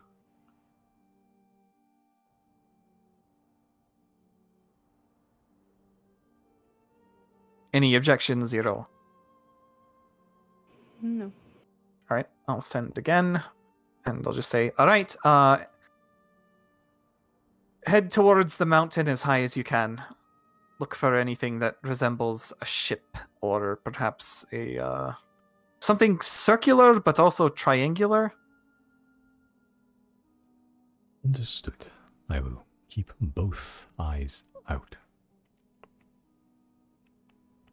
Yeah, don't hear anything back, but you imagine loyal Polaris he is probably taking off at the sky right now. Yep. Well, we're probably not going to have to wait long for the ability to get a report on that. So what say you we start looking on the ground then? Yeah, I agree. Ezra looks towards you, Zero. Did you find anything while you're out there? I found this rope, and I'll take out the rope and show her. Yeah, she sort of takes it, looks at it. Well, I mean, it's a rope that looks like it's been left out in the rain and the wind and everything.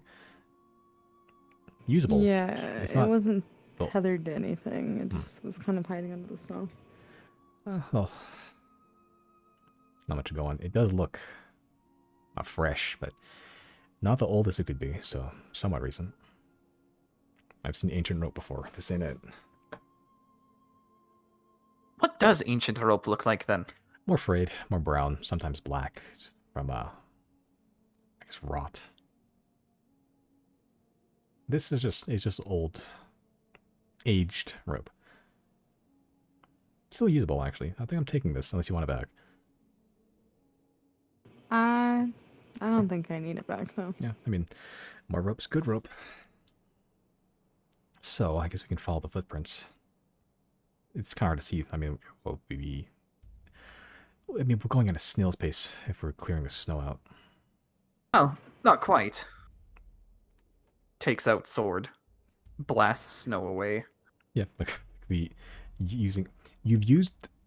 I think the common theme amongst the Apotheos vessels is that, at least for Riley, you use it a lot for just mundane tasks. It is now a snowblower. It's great. Snowblower, bug zapper. I don't know, if I want to see something on the water, I can just walk on it. Oh, it's great. Yeah, you use your ancient artifact, gifted by the gods, as a bug zapper and a snowblower. Just normal shit you can buy at Home Depot. Oh, there's no Home Depot in Hyde Gray. Yeah. Hometh Depot. Yet. Yet. Yeah. The campaign ends. Chrysostom opened up his own startup business. Yeah, as you're blowing away the snow, Ezra just goes, well, yeah, no, that'll work. Okay, well, you lead. Just try to follow. You can see this footprints, right? I can, right? I think so. Like, they're very Okay. faint. But there are, like, slight deformations where the vegetation just grows in weird. Yeah, you can see them. Well, the scouts, the other scouts have been going ahead, seeing what they find.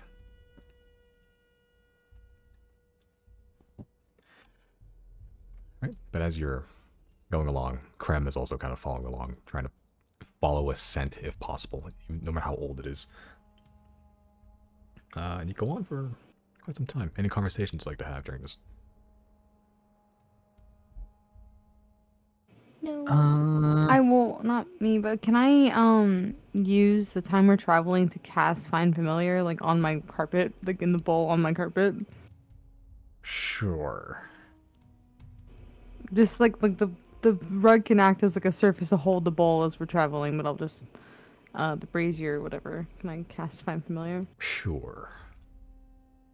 Okay. Hear me out. We've never talked about okay, you've let me turn Azek into like a monkey and a raccoon at this point, but we've never discussed a fox. Can I make him a fox? I can show you some stats I found. If these are not to your liking, I'm willing to reskin the badger stats you've already given me the okay on.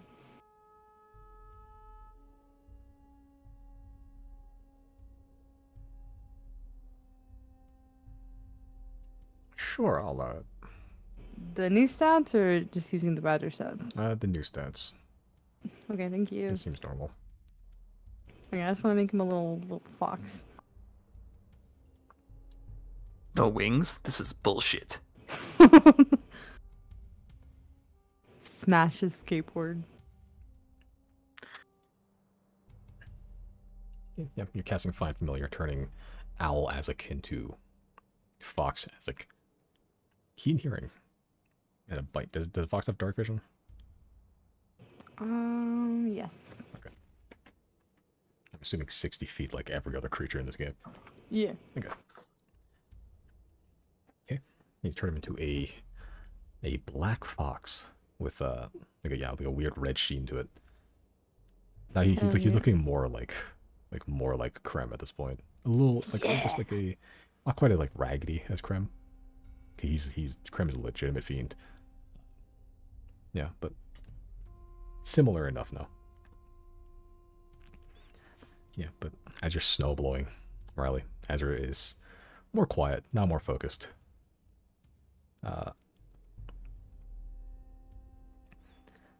Anything you'd still like to do here while going along? Nope, just gonna keep focused on the task for now. Okay. Yeah, just I guess keep going forward and uh, I guess help with the clearing some of the snow. Okay. How are you helping clearing with snow?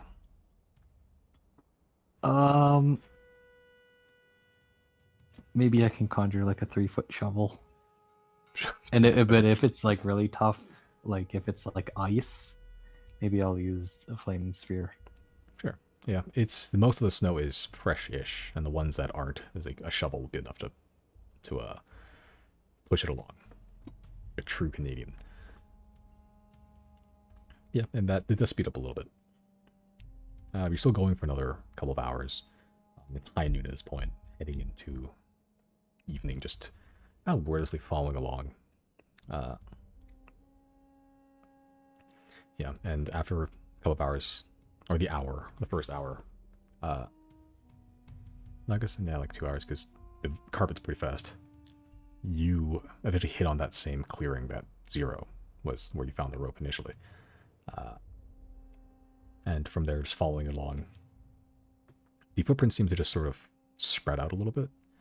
But then eventually, just after some searching, it seemed to continue on the same direction anyway. It was a small break.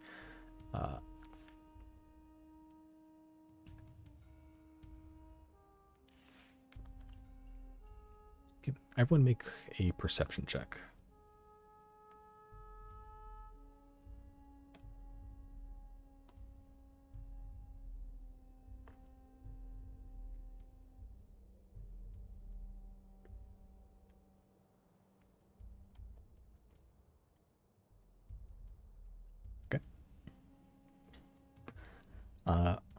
Yeah. Riley, as you're sort of clearing out the snow, you see something. A sort of splintered hole in a tree. Like about the size of your thumb.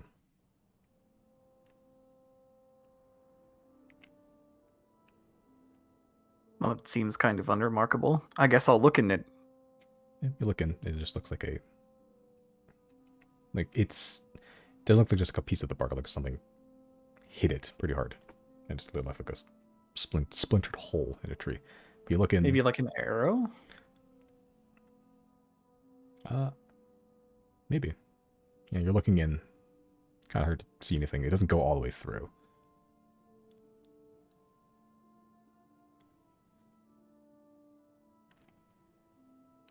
I don't see anything in there? It just kind of looks like just like a little... like something punctured into it, but it didn't go all the way through. But looking in, it's kind of hard to make out any details. You don't see anything special. I do have dark vision, though. Yeah, and it just kind of looks like a little mass inside.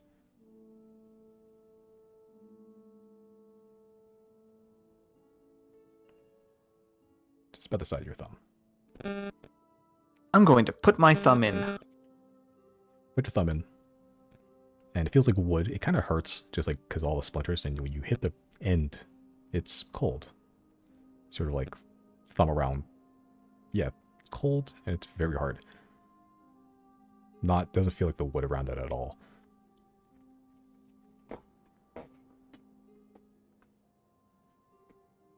I'm going to try and break the stump. The stump or the... Oh, it's like a full tree. It's a full tree, yeah. Okay, so this is like upright then. Yeah. Okay. In that case, I'm going to chop it down. Do I have things that can chop? I don't know if I have things that can chop. I don't think I have slashing damage. Chris, could you conjure an axe real quick? Oh, what is it for? I want to chop this tree down. Why? There's something weird about it. I don't know.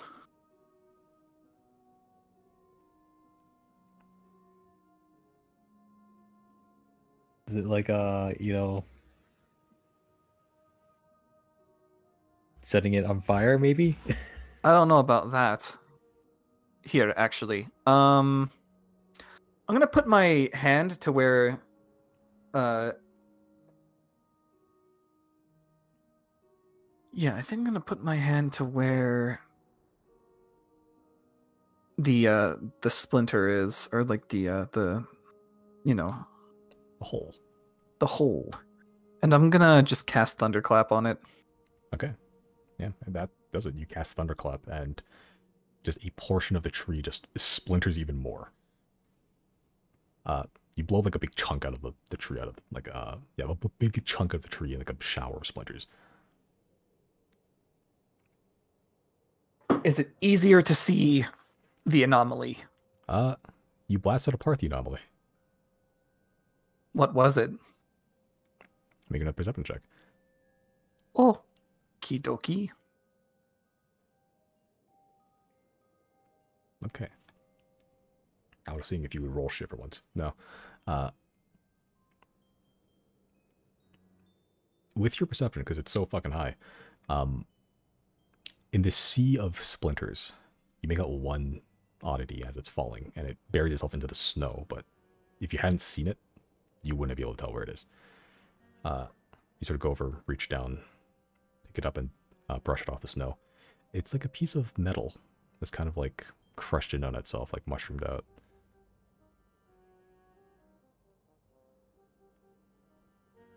Chris, do you know what this is? Do I take a? I'll take a look at it, and You look at it. It looks familiar because you've been firing these out of your rifle for a while. yeah, this. Do I see another tree around? There's a couple of trees, yeah. I'm gonna take out my Giselle rifle and shoot one of the trees. Oh, you shoot one of the trees, and in a big shower, a big cloud of smoke. Ezra looks impressed. And you shoot the tree. Take a look, it looks almost exactly the same. A splintered hole, about the same depth-ish. So whoever is the responsible for marking that tree was using a gun. Yeah, it looks like it. Which is interesting. Because it doesn't seem like the type of gun we would expect aliens to have. It seems like something you would expect Sylnia to have. Well, based on these footprints, I think we're dealing with, you know, normal people from Hyde Grey. We have a confirmed evidence. They had a gun, and a theory that they're using airships. And their foot shape is reminiscent of our own. Mm-hmm. So it's definitely not the enemy, but it could be an enemy. Aren't guns kind of hard to come by? No. Oh, so Maybe it's just here, that easy. but in Sylnia, they have a whole district. Okay, what about other places? I mean, you might be able to find them like in Altus and that sort of thing, but other than that, it's a little bit more challenging. I just figured you could, you know, get one pretty much anywhere if you had enough gold.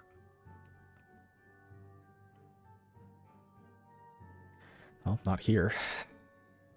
Too much technology for us. Well, either way, that is evidence in a department. Don't know what department, but a department.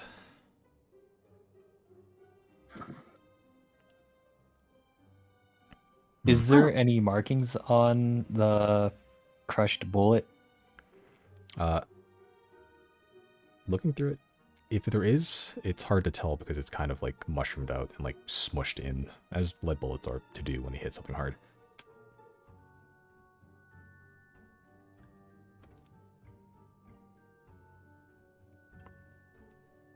Yeah, but like it looks like a standard lead bullet.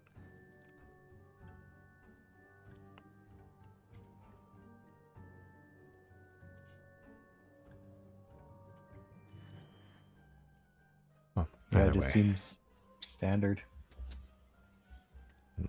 That I think it confirms that I don't think the Dynasty using guns. Ironheart clans are definitely not using guns.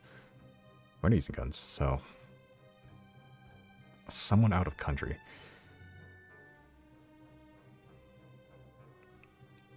How do you? Oh, I guess the airship would solve that. Yeah, it's probably some sort of airship. Or maybe it's a teleportation device. Maybe. Possibility that breaks trees. I mean, it would be occupying that space, right? Well, It is some sort of vehicle. carrying 4 to 5 people. And they have guns. Mm-hmm. Interesting. And this has been here for a while. Not that long a while, but a while. You got an estimate based on these? I miss having a ranger. 1 to 2 months, maybe. That's not insignificant. No. Hey, Zero, how long has it been since Jana, It's been like Not 2 weeks. 2 months. What could they possibly... Yeah, we need to keep following this track, I think. I agree. This is... Well, beyond strange. I was kind of hoping just kind of this be like a fun little jaunt into nothing and just find, what you're looking for, and I'll just be here to watch you die or fight.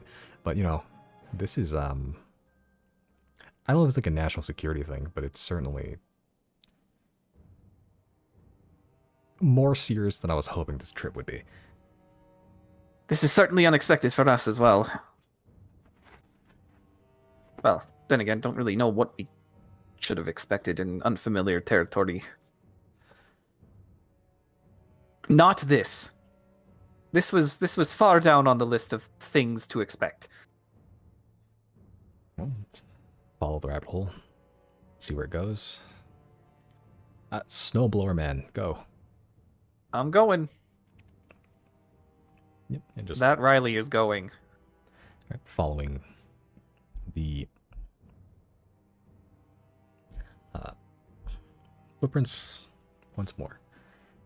About an hour passes, just following along, kind of silently, at least for Ezra, unless you guys want to talk about something.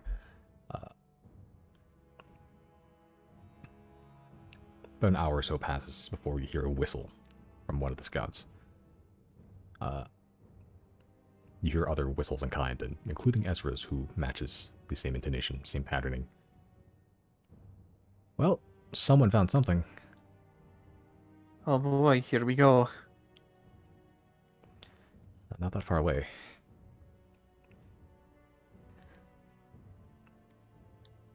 Ezra sort of guides you along to where that whistle came from. You see a couple of scouts arrive early and some arrive after you, but eventually you all reconvene at the... not quite at the dawn of hour, but close by. By the time you get there, the shadow's already cast upon you as you walked into it. It's very dark in here, but with some light bouncing around. It's a little more bearable than last time you heard Zero, but it is still this strange, eerie feeling of being in broad daylight, yet completely in the dark outside. Ezra has to take out a lantern and guide her way, broad daylight, through the shadows, and eventually you do find the scouts. Sort of a gruffer looking man, hood up, and just like middle age or so, just looks down. Ezra walks up, looks down as well. She sort of beckons the three of you to come by. Does this look familiar to you? Let's find out. Yeah, as you all walk up, you see a fairly small cleave vertically into the ground. It looks like a greenish blue metal. It looks sort of got pushed inward. It is, from the outside, it just look like a rock, like face with like a small little crack. But if you look into the crack, there's like some like metal hollowness inside.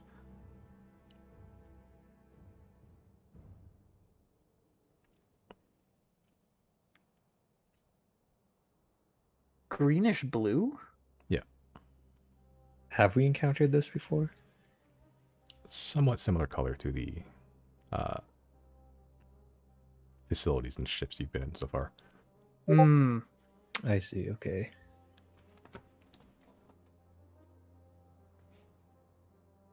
I'll turn towards Jane then. Jane, is this part of Central Server's, equipment or something?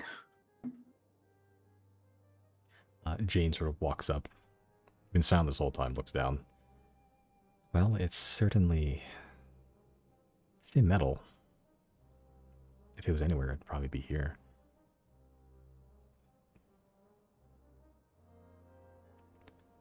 Do you want to descend down? I guess we have to. How big is the cleave?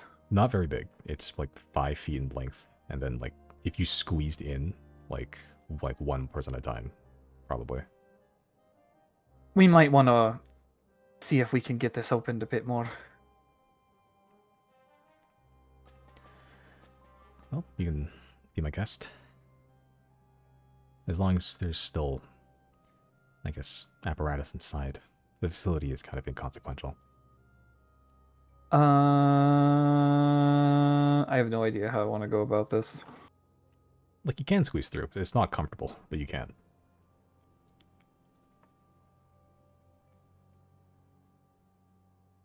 Yeah, okay. I guess we'll just do that then. Alright, who's going down first? Any volunteers? I Is guess it just a straight shot down? As far as you can tell, it kind of it goes down like a couple feet, then it seems like it kind of slopes out. But where it goes from there, you have no idea. I guess I'll go first. Okay.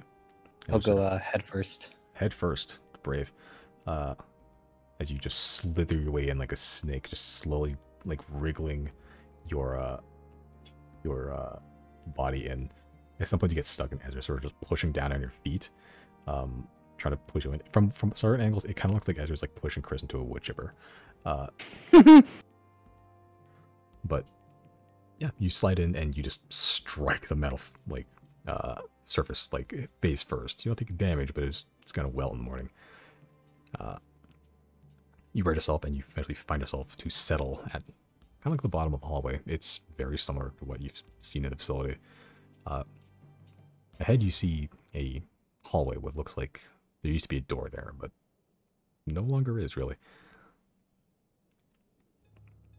Who's going in next? Could I see Chris land? No, not from where you are. No? Alright, I will not go head first.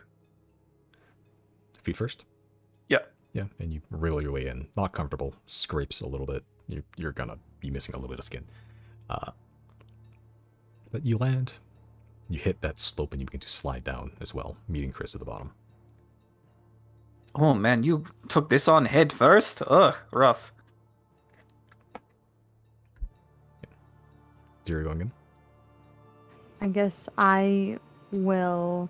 I'm gonna grab a pebble from outside here for teleportation reasons, and then I will slowly, gracefully ease my way in. Sure.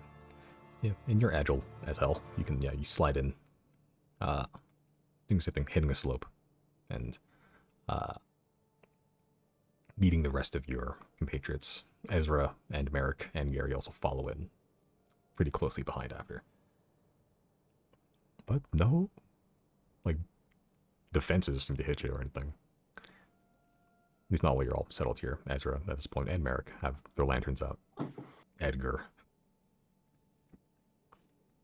Jenkins. So, right off the bat, this is kind of similar to what we experienced in Thane. This is your facility? Pretty much. Okay. Okay, not gonna lie. Out of my wheelhouse, but I'll follow your lead this time. Well, the first thing we're going to do, we're going to get Jane down here. And Jane is going to try and talk to the constructs. And if talking doesn't work, we're probably going to have to fight a big apparatus boss. Okay. Never fought a construct before, so that's pretty cool. New experiences for everybody. I would recommend if shit does hit the fan and we are forced to fight, you should probably leave.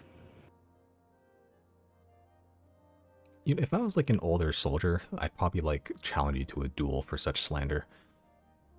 Yeah, that's fair.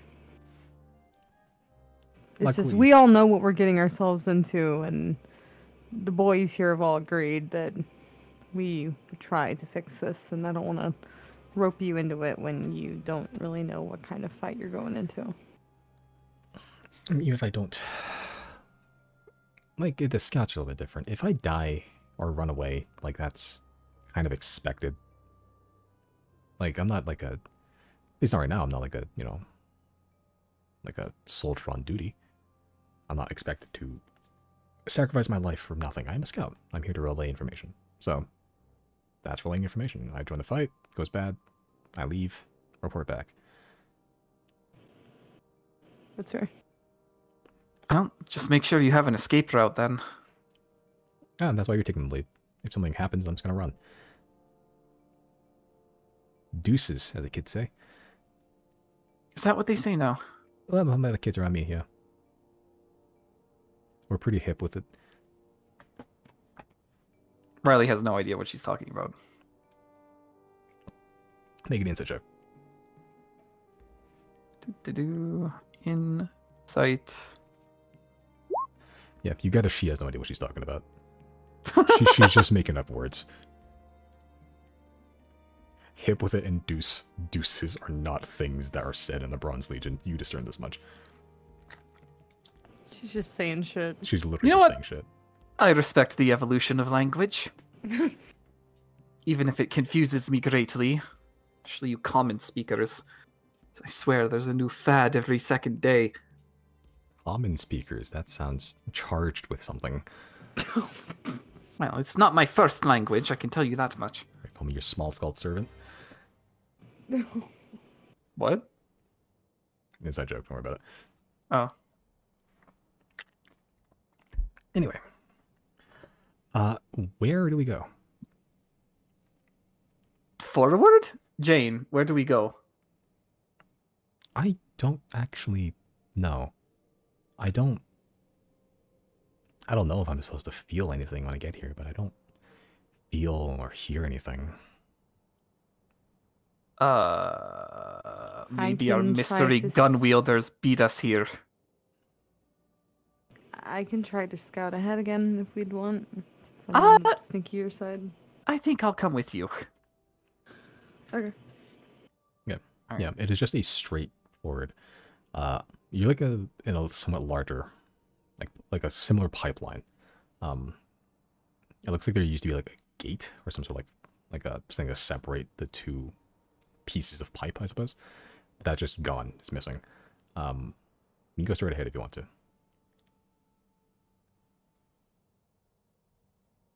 Do we want to do that? I mean, I want to stealth in whatever means I can. You can make a stealth check. Currently, the only way forward, other than the way back, is that direction.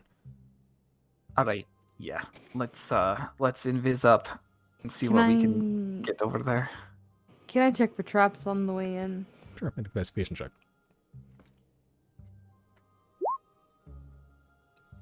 Okay. Looking in. No traps, at least not currently. That gate you see, though, looks like there's scorch marks around the edges. Like 5 around the entire ring. Equilateral. Is there evidence in the entrance here of people being here previously? With that investigation check, at the bottom you see a kind of like slightly rusting metal python that looks like it may have fallen in.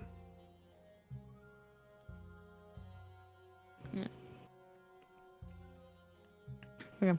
Do you want to use your spell slot or mine? May as well use mine. Okay.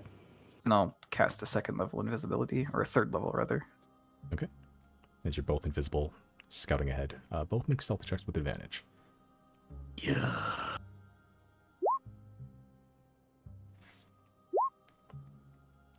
Should I make a stealth check too? If you're scouting ahead, it's up to you. Sure. I think me and Riley were going ahead just because we're the sneakier ones, and I think everyone else was gonna hang back unless you want to come. But I don't know. Riley, were you gonna cast invisibility on more than just Nope. you and me? I was not. Yeah, I'll go ahead. Okay. Classic. Alright. Just 14. But I do have the boots of elven kind. Oh, you do. So you don't make any sound walking around. Thanks, Jana. So that Thanks, that, Tana. And Oh, it's you know what? advantage, right? yeah, that's what I was. Zero has Ascending Stone. What about the sending stone? Zero has one. Thanks, Jenna. to Chris. Oh, I do have one now. Shit. Yeah. Chris, Oh no, my sending stone is Jana's. So does that mean when I use it, her little icon pops up? What was her icon? it was, I believe.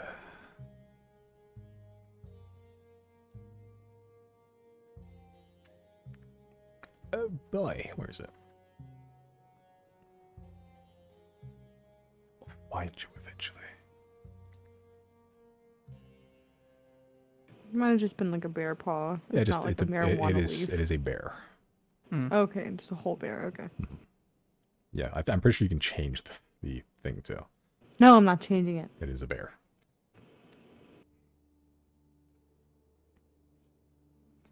Yeah.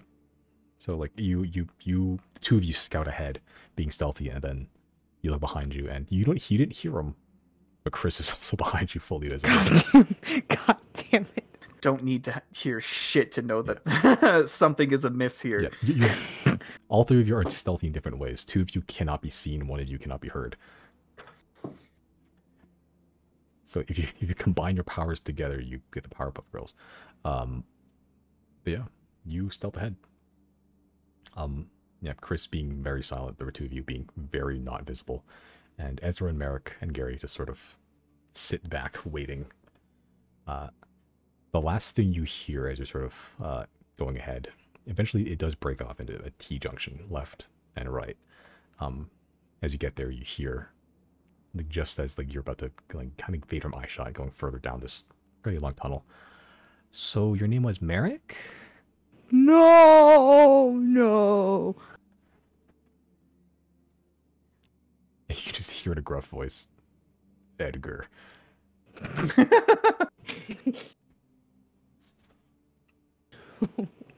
Left or right? They seem to go both straight ahead and then turn left for the right one and then right for the left one, if that makes sense. Like a fork, I guess. Right. Fork shaped. I'll go right. Do we want to follow Chris and make sure he doesn't fucking die? Not particularly. No? Alright then. I'll have things our way. In that case, I'll go the opposite direction. Okay. Chris going right. Riley going left. Zero, where are you going? If I'm anywhere. going left. Going left. Okay. Invisibros to the end. All right. All of you make perception or investigation checks. Your choice. Damn. Okay.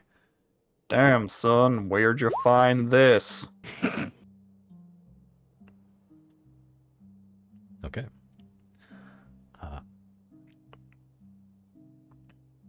Cool. 0. And Riley, I'll start with you first. You, as you're going there, you're sort of going along the pipe, and you look down. Both of you see red, like blood. It doesn't look like it's just like a pool either. It looks like a streak, like something's been dragged. And not just on the floor, you're seeing it on the walls too. Like on the ceiling even. It almost looks like something bloody's been pushed through this pipe. And it's just kind of left these marks. And they go all the way down the pipe. Back towards where you're going, but they seem to originate from the current direction you're going towards. I don't think that's a good sign. Yeah, probably not. Is there like any kind of like, okay, is the blood dried already? Yes, it is. Okay. I think we might know where our raiding party ended up. Honestly, I hope so, because I would hate to find anyone with knowledge of what's going on here alive in there with access to all those fucking things. Continue on. I suppose so. Okay. Yeah. The further you get in, the worse it smells. It's not unbearable, but it's certainly not pleasant. Kind of like, yeah, if like blood would just let there coagulate and just try to sit there for a little bit, it'll get nasty, but it's not just as bad as just raw ass meat sitting there. But it's certainly pungent as you get further in down the tunnel, and the blood gets worse. Some of it's somewhat wet as you get further in, but most of it is dried. As you turn the corner, you see a fairly large cylindrical room, probably about 50 feet high. You see the whole room about itself is probably about 100 feet in diameter. And at the bottom, you see four, I guess vats is the correct term for them, cylindrical holes into the ground. And the entire room is just caked in this blood. All of it, not just the floor, the entire room, you can see. Holy shit, what the fuck happened here? Does this room look familiar? Somewhat. The vats look familiar, because from the ceiling, you can see cables that dangle from the ceiling to each of these vats, these pits. Do we see something with like a machine gun in it? No, you don't actually. No machine gun in this fucking room. No. What the hell? What caused this?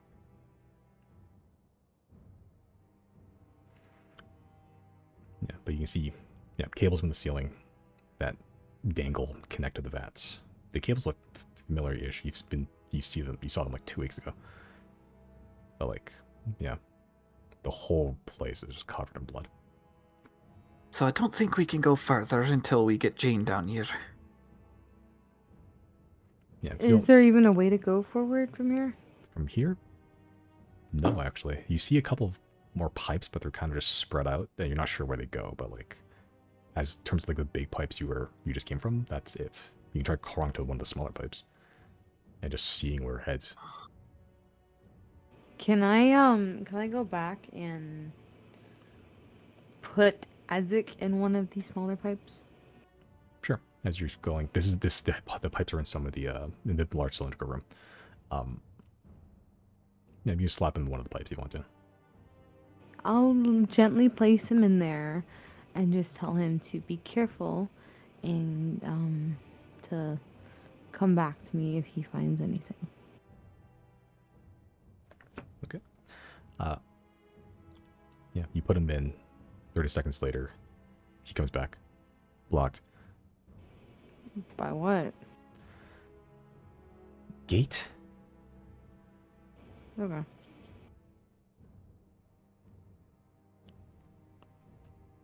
Wish I could try that out. Interesting. Another pipe? Hmm? Sure. Yeah, try another one. Same story. Comes back. Blocked. By gate? Gate. Huh. What about if we went back a little bit, backtracked to the pipe that had blood, like something was dragged inside of it. Yeah, go there. And it looks like there was a gate sort of separating this room from the actual pipe itself, but that is no longer there. Is he able to go down that pipe? The one you just came out of? Or I guess, is that, okay, yeah, we just went down that one. Okay, never mind. Yeah, but you're in a room with these vats. Would you like want to take a look in the vats or no? Sure, I would like to very lightly walk over there, tiptoe, and investigate. May as well join. Yeah. As you all look into different vats. If ever there was a source of the blood, this would probably be it. They're empty, but these are the deepest reds, the most coagulated blood in the room, at least. If the rest of the cylindrical room was just kind of dry paint, this is semi-wet. And you can see there's chunks inside. Cute. You can see there's like, yeah, pieces of meat. Not rotted. Yeah, Riley, with your passive perception, as you're looking at one of these chunks of meat, it's pulsing. Somewhat. Oh. Uh-oh. Did these actually contact Central Server and start doing like meat pit stuff? That's worrisome that we may have gotten here too late. While that's happening, Chris, you going right with your investigation check. You did make an investigation check or perception? Perception check. As you're going there, as you're just about to turn the corner, you kick something accidentally. You look down. It is a puddle of blood, dried, but on top of the puddle is a rifle. Is it, like, does it look fairly new? Kinda. It looks well made, for sure. It's not like the junker that you find in, like, the black market. It's not quite as good, or at least well decorated and, like, specialist as your Giselle, but it looks like a well-made rifle. Does it look like it might be from the same shop? It has a different style from yours. Yours is more like elegant and curved. This looks more like just pragmatic and robust. Okay. And sure, with the perception, looking it over, there's no markings, there's no discerning evidence or maker, which is strange when you haven't been to many gun shops in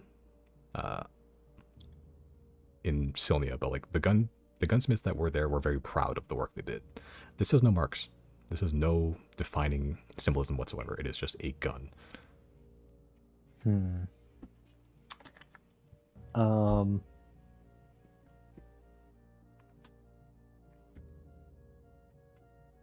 I'll try and cast Identify as a ritual, just to see if it has any magical properties.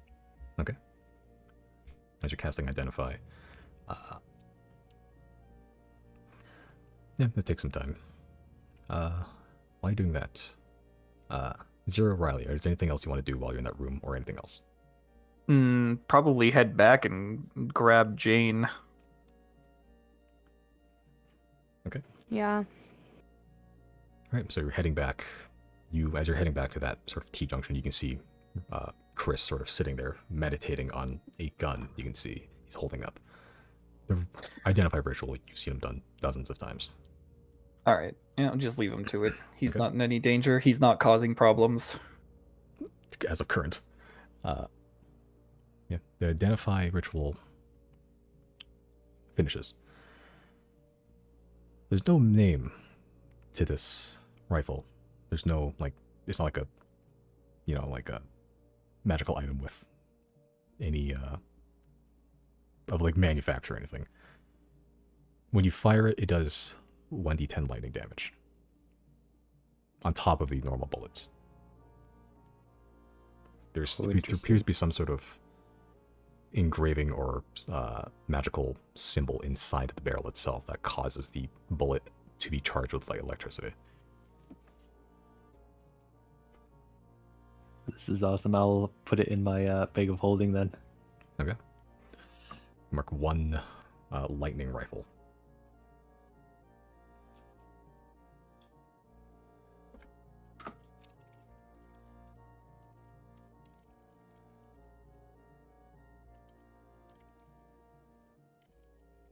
Okay, but that was the 10 minutes. Are you continuing on? Yep, I'll continue down that way.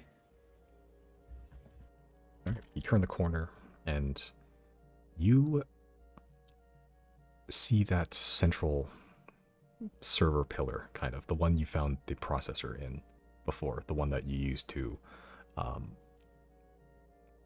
one where you last saw Jana, when we fought that construct, where you last saw those other 3 kind of aberrant constructs, error, a very similar cylindrical room with a bridge over it, pipes going in and out. Last time you saw it, the door was closed. This one looks like it's been blasted open. You can see the metal itself has been rent. Before that, however, you see apparatus. None of them active. All of them on the floor, scattered. Do they look damaged? Yeah, they do. You're looking around. You're familiar with firearms, or at least yours. A lot of these look like they have bullet holes in them. You see the entry wound sort of puncturing in through the metal, and then larger, more concussive exit wounds rending the metal out.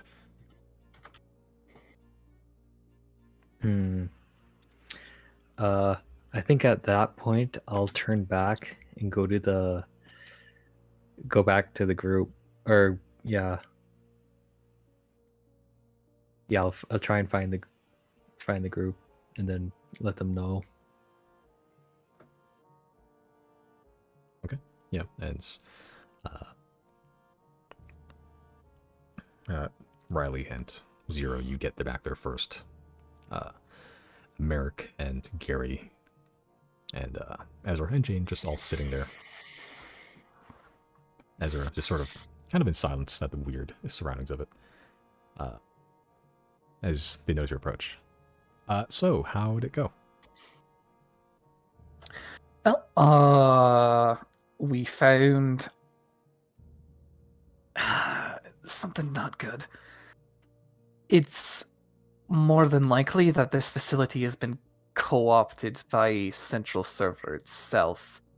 There's some weird things going on in some vats down there. It's like meat pit stuff on the starship. Jane sort of pipes up. Oh yeah, and you hear this as you get back. What do you think? Yeah, I found some stuff the other way.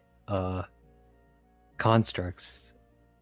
All bit similar to where we last saw Jana, that room. Almost identical to it. And there's constructs in there, except they were all non-functional. They were also damaged. Looked like bullet holes. And I did find a gun down there as well. Magically infused. I think for us, it's safe to assume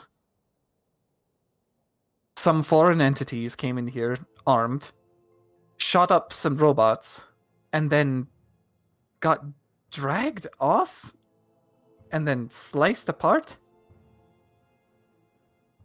Quite literally fucked around and found out. Where are the active constructs then? Beyond the gate, perhaps? If I can't feel them, I don't know if there are any. Then what the hell happened here? Are you able to access the logs or information? Not without power, or hooking myself up to the processor's unit, which I don't know what that'll do to me. Well, we should probably at least try and get you through the gates, right? Yeah, maybe. Right, let's start there then.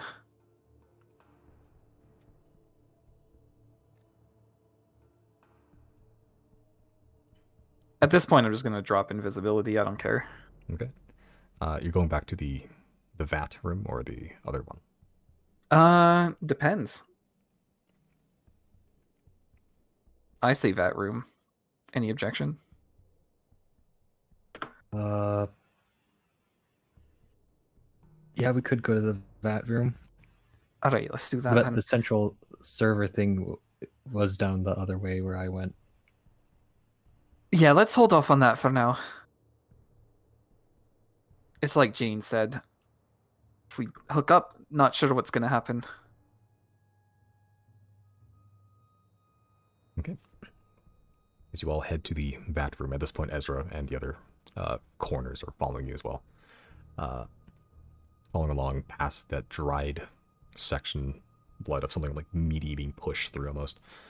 Head to the vat room and see this red room just covered, like tip to tail, with blood. Looking to the 4 vats, some of them still have pulsing pieces of meat inside. Jane sort of looks around, see all the pipes. And looks at the door, which is no longer there, keeping this room shut, previously maybe. Jane sort of looks at the pits, see the pulsing pieces of meat. The aperture on Jane's lens like closes for a bit, almost like to simulate blinking. I think I know what this room is. You know which was the biospawn? Yeah.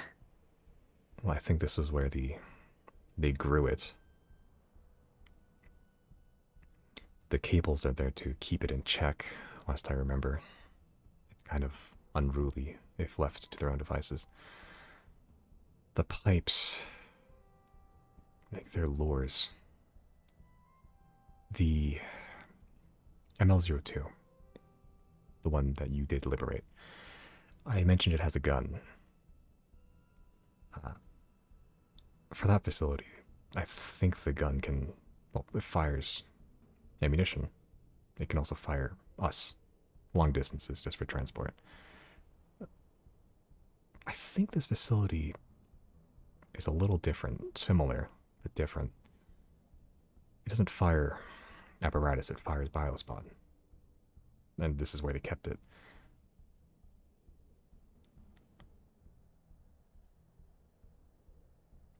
Well, that explains why there's no functioning constructs, and yet there's still a pile of blood here anyway. Well, we should probably try and shut that whole operation down before it gets out of hand. Well, she looks in all the vats. I don't think there's any biospawn left to shoot. So what are those then? Fragments. This pit, I think, used to be filled to the brim, and it's empty now. Well, some sort of altercation happened here not long ago. Someone purposely came here and destroyed it all? Maybe. Or maybe did they take it all? That's a worse scenario for sure. It seems like if they already had the biospawn loaded and ready to go, that just might have been the defense for whatever intruders showed up. Because obviously, based on the fact that we found the gun, I'm thinking whoever came in here unwelcome did not win this fight.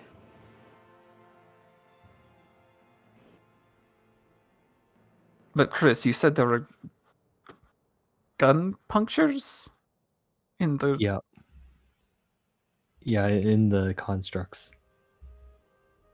I mean, someone may have just... Some of the people may have just died. But I feel like whoever came here accomplished their goal. We should probably press on. Yeah. If they all died, assuming that Divot was an airship, if they're all dead, they wouldn't be able to take off in it. Well, that leaves a missing airship somewhere. Yeah, Unless they had somebody hang back and wait for the signal or something. that is That true. would make sense. Usually if we travel on horses, mounts, at least one person guards them. That would make sense. It is kind of leaning towards that this may have came from possibly Silnia, just because airships, guns that are magically infused, and an interest in invaders.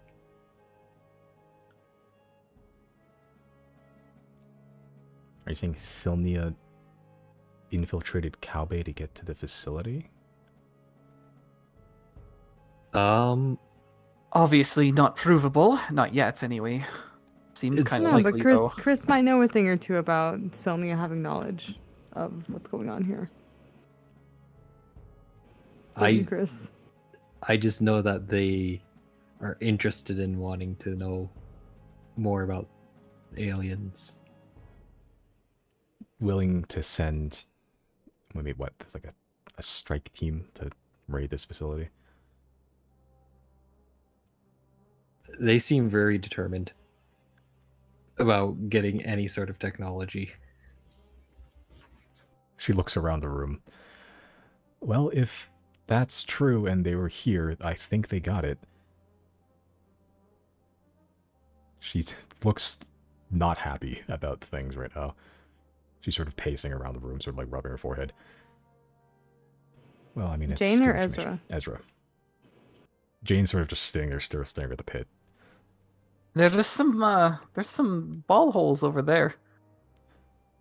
Does everything look like obviously there's like bullet holes everywhere, but like does there look like there's equipment that's been ripped from the walls, like taken?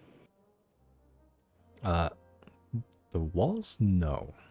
The gate that would separate this is missing. Make an investigation check. Okay. The smaller pipes in the room seemingly are closed off for whatever reason.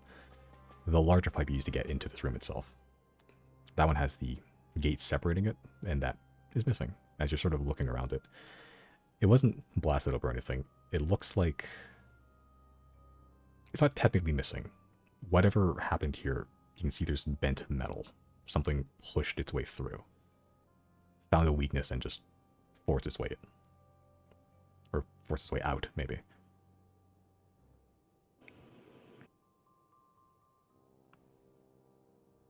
Selnia would have already had means to get in here. Like they would have like we've ran into those weird like robot suit things in the Underdark. I'm not saying that was from Selnia, but the technology exists, and then we already know that Selnia has like those like robotic policemen.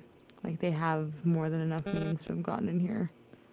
I don't know. I guess I'm just trying to figure out if anything here looks like something has been taken or missing. Like there's a big gap somewhere, or like an inconsistency in the equipment, like something is taken. If they're this is Jane. If they're interested in technology, we may have to check maybe the corpses of my kin.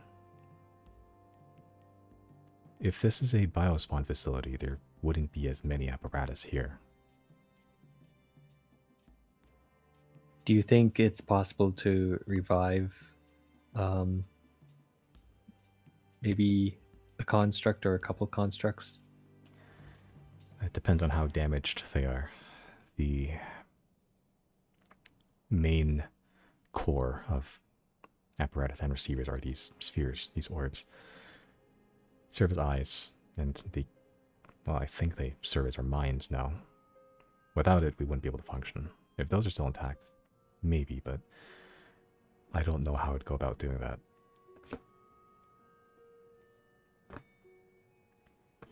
Okay, then let's probably head to the other room so we can try to find any that are still intact.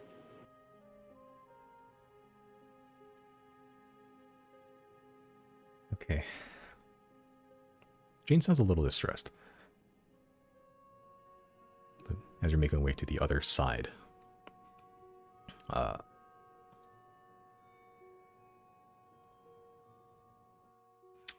I'll be right back real quick.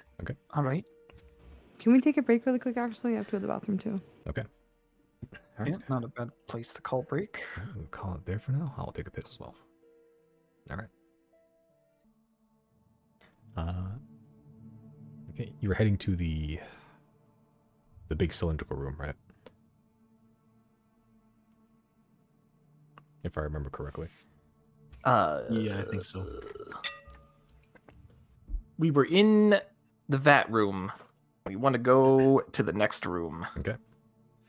All right. So as you're heading there, past the blood stain, and then once you hit the T-junction, the blood stain stop.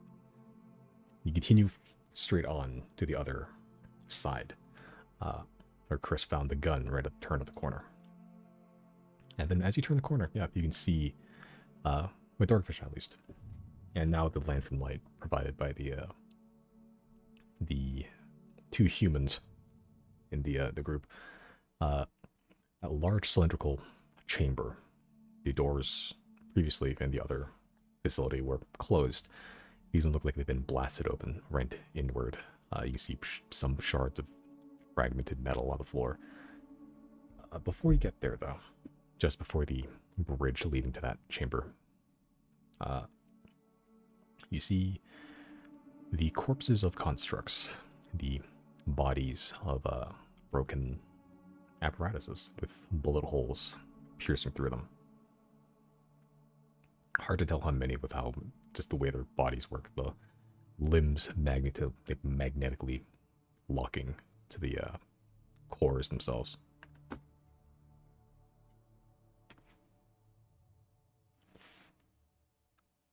Okay, going on straight ahead, or you want to investigate here a bit more? I mean, Chris already did, right?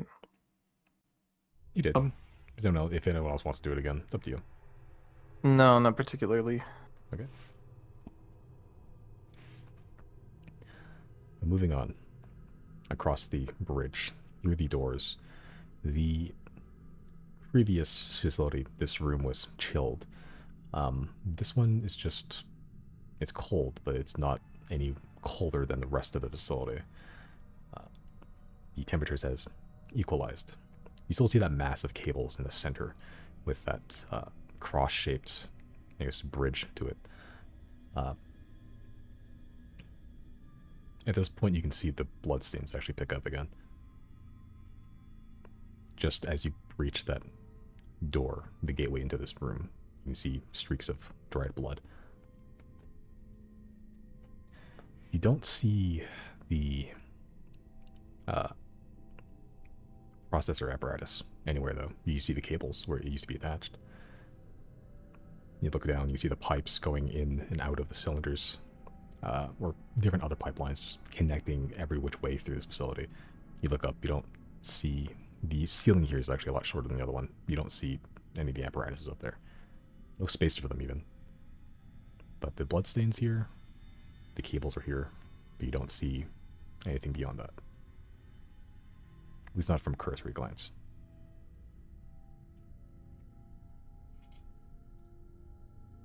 So, no processor apparatus? No. Where it was attached, does it look like it's been, like, severed?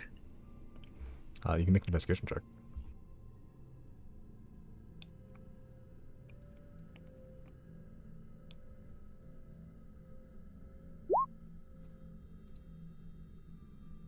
Looking around, you see cables for sure, attaching to the,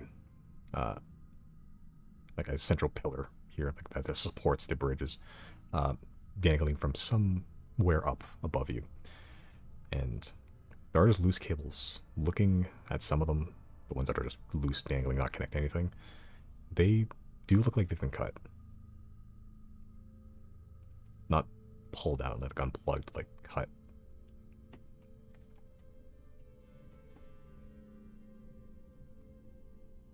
Yeah, it does look like they were cut.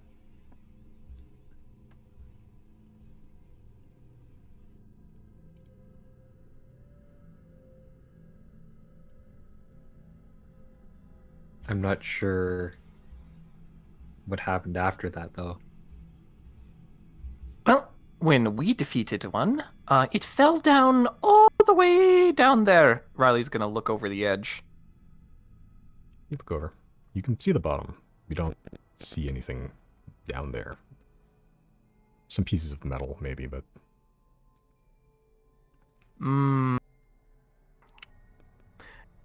It's not there.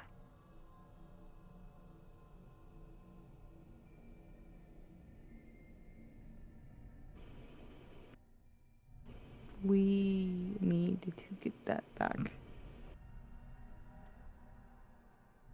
Do we? Well, Yes. we need to figure out who took it anyway. I have a hunch it was probably Sylnia. It was probably Sylnia.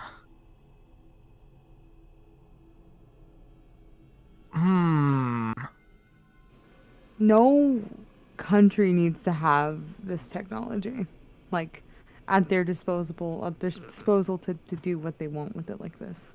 Exclusivity, yeah. Especially if like- they manage to tap into the rest of the apparatuses the way that Jane's trying to. There goes that's their army now. This facility was meant to produce biospawn. Well, it isn't anymore. So it doesn't have nearly as large of a apparatus population, right, Simon? That's what Jane said, yeah. This was a facility meant to be launching biospawn. So there wasn't as much need for apparatus. It's just the ability to fire them. Okay. So it probably had just a set amount for defense purposes, and Oh, those are out of commission now. I still think that they could manage to figure out something with the mainframe. I don't think they need to have that. Like I'm central willing to server. do whatever we need to, yeah, to get the central server back.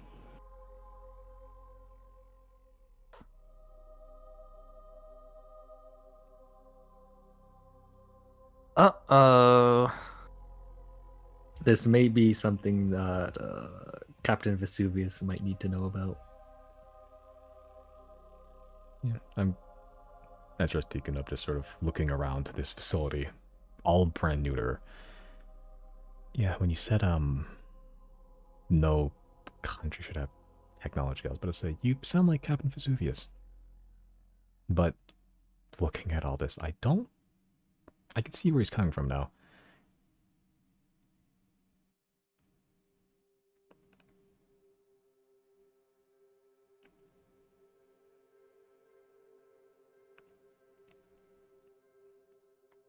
Jane's sort of walking around, just sort of like walking through the cables, trying to like just caress them as if they were vines. And just sort of like sits down, almost like meditating, just sitting in this mass of cables. I don't think this facility can be run anymore.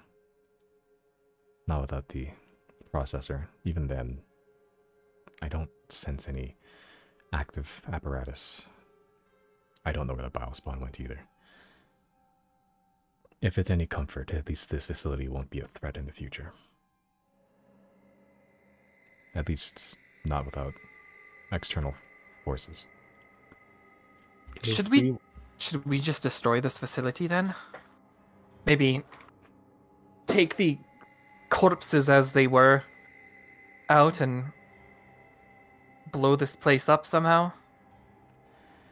I think so, because if anything, we can take the remains of the other apparatuses that are down back to the other, I don't know, what are we calling them again? I forgot what these are called.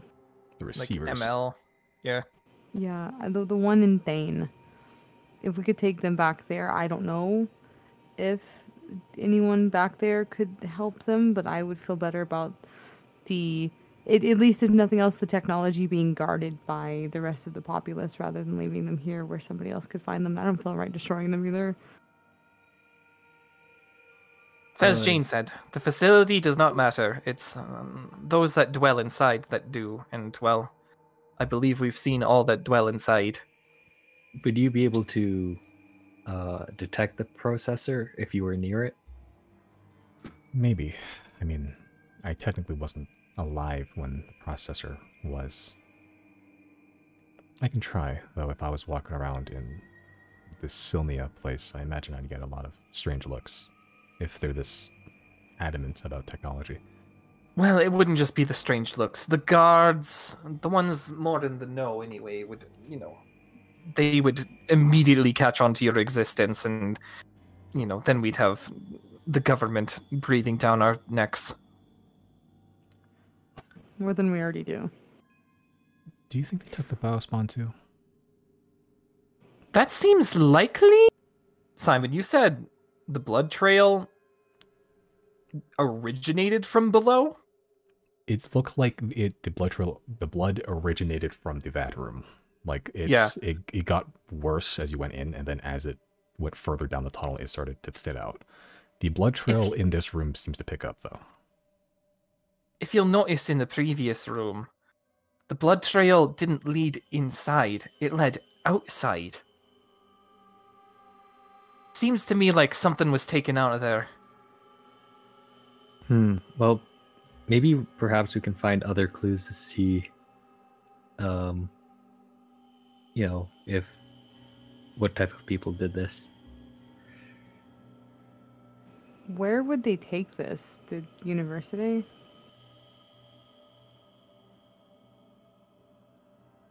Or academy, whatever it's called. That place definitely is a little iffy. Even that one class that we had to, kill that demon thing from. I just had an idea. I am going to send to Gonig Gratz. I'm going to ask, is there any sort of weird technology popping up in Silnia lately? Send message.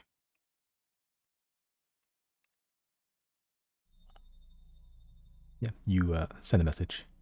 Oh, hey, it's really good to hear from you. Define weird. I forgot what his voice sounded like, but close enough. He's a nerd.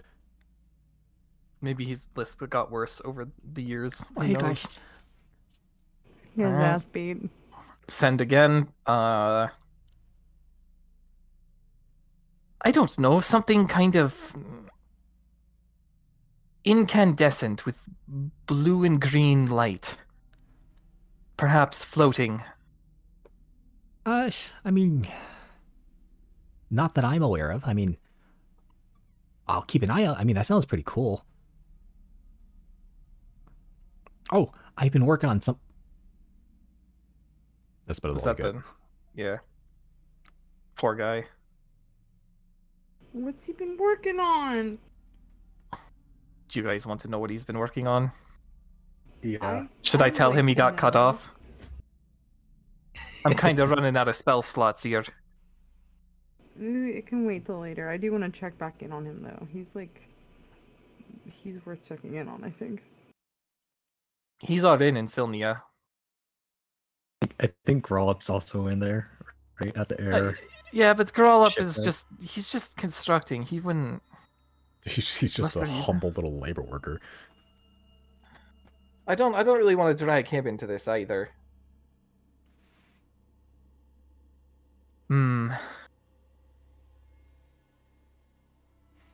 So you say a blood trail picks up in here? Yeah, as you breach the door, the blood trail gets more thick. Any way to follow it? Yeah. It goes around the circumference of the room, and then seems to go into a pipe at the very end of it, far end of the room. Can we fit inside that pipe? You can. It's all right. Not like a super tight squeeze, but it's not you couldn't stand up in it. You could crawl through, though. Well, we've got one last lead to go through. Let's try this out. Yeah, you all going in?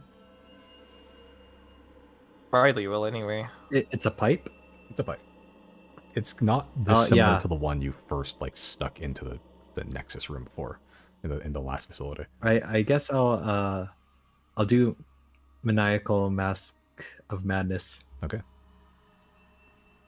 and then kind of squeeze my way through. Sure. You can fit through it normally. You don't have to squeeze through it. You can do it if you want to.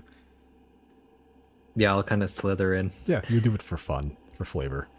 Yeah, rather you go on ahead, just crawling army style, and you look back, and Chris has the mask of his god and is currently like as thin as a pencil, like currently slithering after you. Man, you really are creepy sometimes. Zero, you going in? Yeah.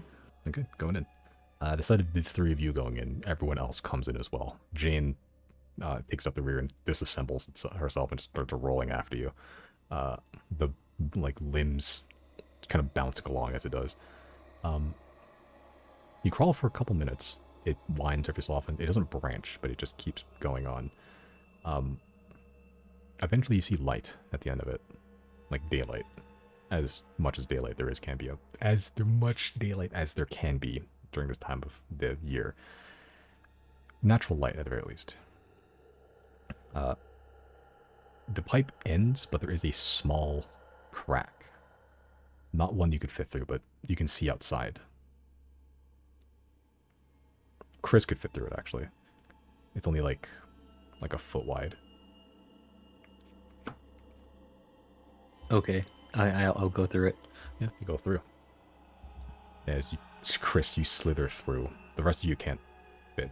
Jane might be able to. But yeah, this is too small for anyone to fit through normally, unless they're really small.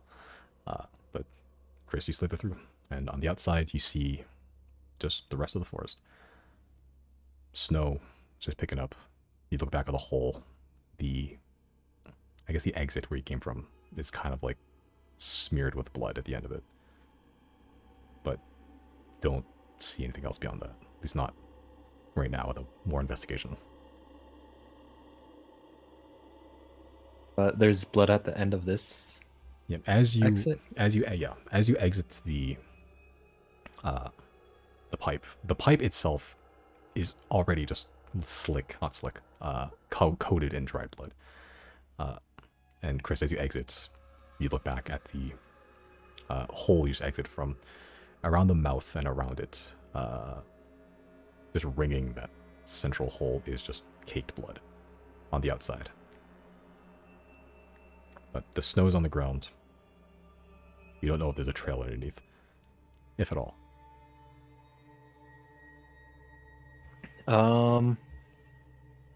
Yeah, I think I might go out there and maybe dig around the snow, see if there's any trails of blood or other stuff.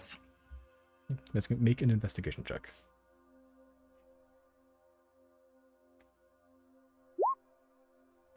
Jeez, you guys have been rolling really good this session. I think all of your investigation checks have been like above an 18. Who has the Destiny Bender today? It's for cool as fuck. I think it's... Wait. It's new days on the side chat. Has Riley ever had a turn? I don't think so. If you didn't Riley's have turn. it last session, it's your turn now, yeah. Yeah, I think this at is the big. end of last session it was mine, and so I don't know whose it is now. Yeah, you didn't use it though. It only lasts for 8 hours. Riley, take. Okay. Yeah, you didn't need it anyway, Chris. Yeah, I'm looking around, digging through the snow, trying to see if this epic trail picks up. You see I'm gonna use this word again. A divot. Not the similar one to the one you found before. This is a circular, like kind of smushing, almost. About like 15-ish feet wide. Like something heavy hit there. Sorry, my cat's chasing his tail. Yeah, this is just on the outside of that hole you just came out of. Like right outside of it. And there's like another divot, and it's like 15 feet wide. Very shallow, but it looks like something heavy kind of just impacted there. There's just right outside the hole you just came out of. Okay. Yeah, I'll go back down and tell the group. Yeah, they're just on the other side of the hole. You could yell through if you want to. Yeah, I'll just say, yeah, it looks like there's another divot up here. It leads outside. I think we have our second airship landing. Yeah, it's not the same shape actually. It is a different shape. More round, right? Yeah, like circular. Why was the first one triangular then? I'm just gonna use Dimension Door and warp out there. Yeah, you warp out. And you just see like this 15-foot, very shallow, like kind of like dome-shaped imprint in the ground.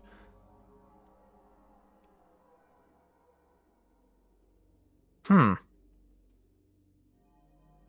Yeah, it's not very deep. It's just like if someone put something very heavy into a soft soil, and then just picked it up again, like it would leave a divot, like a dome, very shallow dome in the dirt. Seriously, what the fuck kind of technology is Silnia using?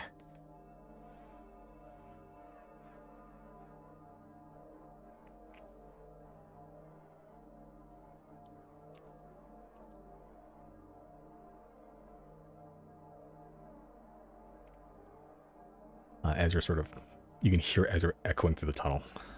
So how do we get out there too? You know, I forgot about that. Zero, you want to take the reins? Where am I right now? Did I come back out with them again? I think I did, right? You follow them into the tunnel, or into the pipe. At the end of the pipe is just a rock face that with like a 1 foot wide hole into it. It'd be impossible for a normal sized person to fit through. Okay, and so Chris and Riley went through the hole. Yeah, Chris was able to slinky his way through in because he's rubbery now when he wears the mask, and and Riley teleported out. Well, I can. Who wants to get into a monster pocket? Can multiple creatures go in a monster pocket at once, Simon? No, but you can get into it and then get ejected out. Just one by one. We have 3 at least on us, right? I have 2 on me. You could also just, if you have Zero, if you have the one, all you would have to do is individually scoop them up, and then point them outside, and just release. I guess. How the fuck am I gonna get out there? You can teleport. Oh, I guess I can. Fine. I guess if everyone's down to do that, I can monster pocket all of you out of here. As long as I can see a surface for them to land on. Yeah, you can still look out and see. It's just not a comfortable spot to be, really. The pipe itself, the opening only really goes up like 3-4 feet. Like you could, yeah, it's not like that high. I mean, do we all need to go down there? Should we prioritize maybe just Ezra can go down there or Jane?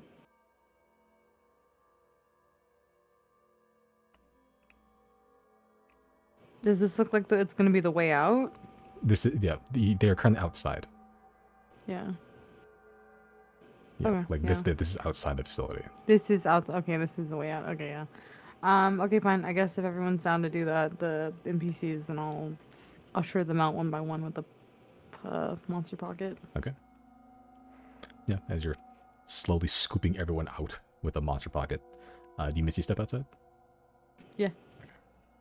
Yeah, eventually, the group of you, or like the course of like 2 minutes, not that bad, slowly magically put into the Pokeball and then thrown back outside and just, yeah, like shoveling, shoving or bucketing water out of it like a craft, one by one. And you teleport outside for everyone to be outside in the cold again. And you can all see, after Chris cleared out the way, this like 15-foot wide imprint in the ground.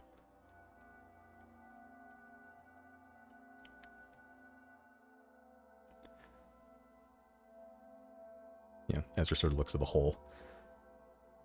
Well, I don't know if they escaped through there. I mean, I don't think I could fit through there. Maybe they have some sort of technology like the monster pocket. Yeah, maybe. I don't know what Silnia has. Assuming it's Silnia. It's heavily, strongly associated with Silnia, right? It's not impossible it could be somebody else. What's the likelihood of that? About 10%. So, let's say assume Silnia. Assume Silnia, and not be super surprised if it isn't. Right. It could be the commission. You want me to check? I mean, not in a way that's just so upfront and like, hey, have you guys been in Cow Bay in a research facility? Because I just don't think anyone would want to share this with us. I don't know how to ask them that in a way that is like not going to tip them off that we know what they're doing. That's fair. They're the, I mean, they do also dabble in like the undead stuff. So, I mean, Biospawn might be their thing, but I'm not sure.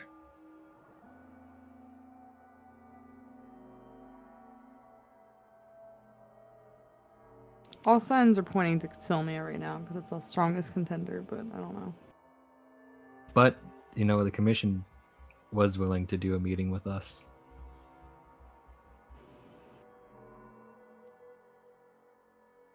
We still can do that. Like anytime. Yeah, true. Do you think now that we found this facility, once we dispose of it, is now a good time to meet up with the commission and figure out what they know? Yeah, I think so. They've had another year to gain extra information, too. Yeah. We're on good terms with them, right? Like, relatively good enough terms. Maybe? I'm sure Luca would give me a high five. Fucking Luca. I forgot that's where Luca came in again. God damn it. Oh, whatever. He's just a lackey. Remember when you were all like level 2 when you met Luca and I got level 19? I was like, God damn Luca! How the problems I made have ballooned into what they are now.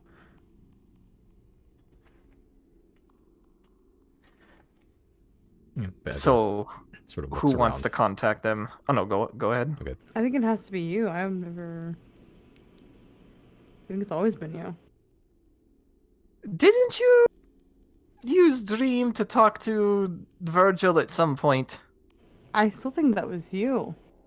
Well, I mean, I did do that, but I think you did too.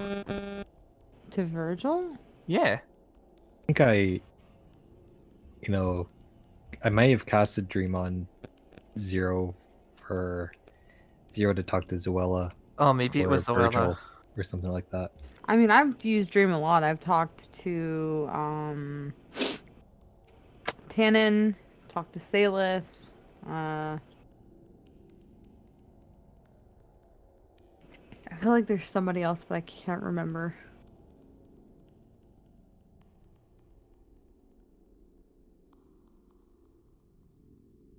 Who all have we used sleep on?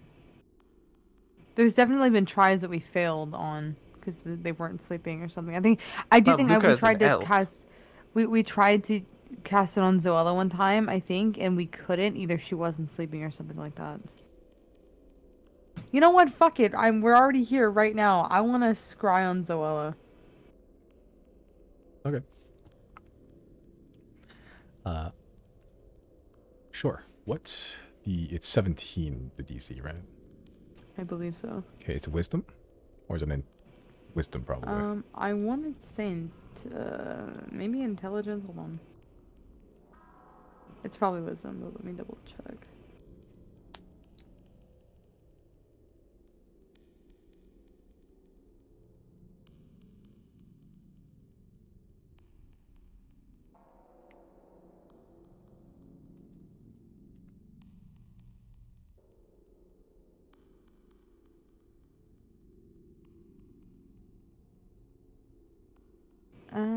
I don't know, because the description I have for my item doesn't have the actual description of the scry spell.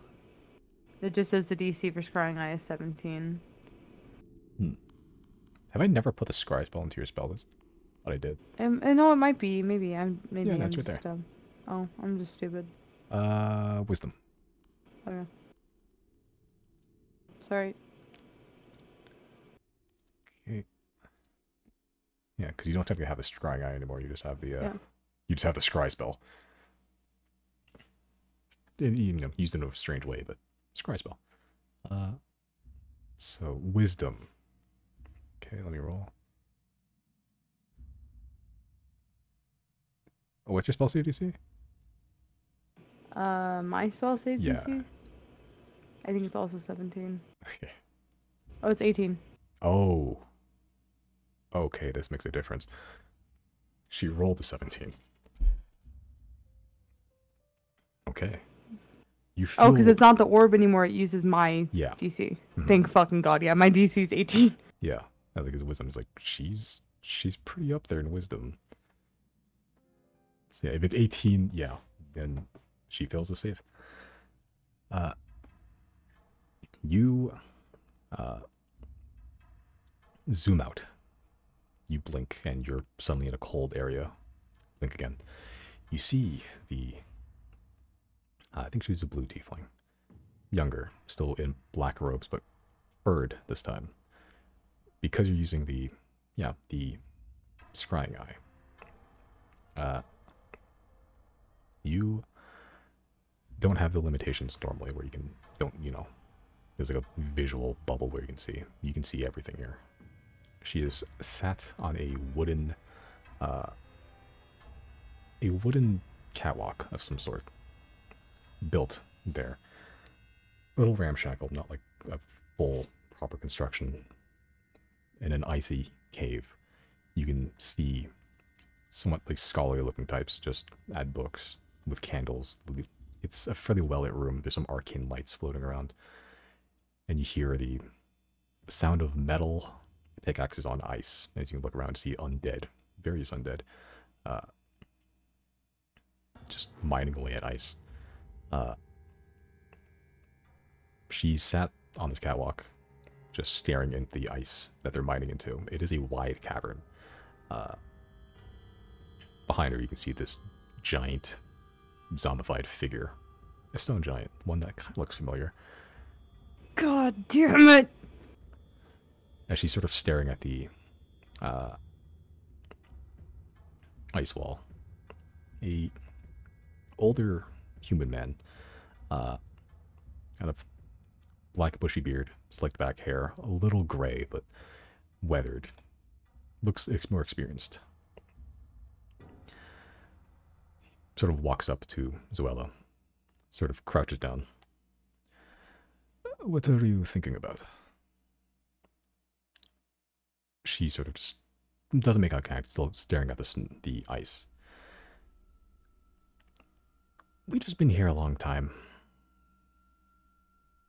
The world is done, right?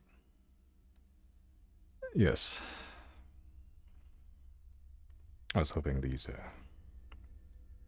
adventurers would turn up for this information, but perhaps they were killed. Perhaps they changed their mind, who knows. Regardless, you're on course. The truth of this world is upon us. Whether it is good, bad, it is not for us to judge. What we unleash will change it, no doubt. He sort of holds up a torch, takes it up from a sconce attached to the ice pillar and holds it up to the ice wall that Zoella is staring at. You can make out a silhouette inside. Black crystals. Purple, somewhat. It's hazy through the ice, but with your very keen vision using Eye of Truth, you can see somewhat further into it. Purple crystals growing from something. It's large. It's the largest collection you've seen. It almost looks like it makes the shape of something. 4 legs, a long neck, wings, black scales. It almost looks dragon-like. Next to the dragon-like figure. A second silhouette. Not really a silhouette, more like the remnants of one. Through the ice, it almost looks like if there was an explosion, but contained into the shape of a man, a humanoid, just next to it. We have found what we were looking for. What comes next? Who knows? He puts the sconce, torch back into the sconce, leaves. And for the next couple minutes or so, you don't really see them in silhouettes anymore. Not through the light. Not through this dim light that's sort of permeating around. As well just stares into the ice for the next 8 minutes or so. And scry spell fades.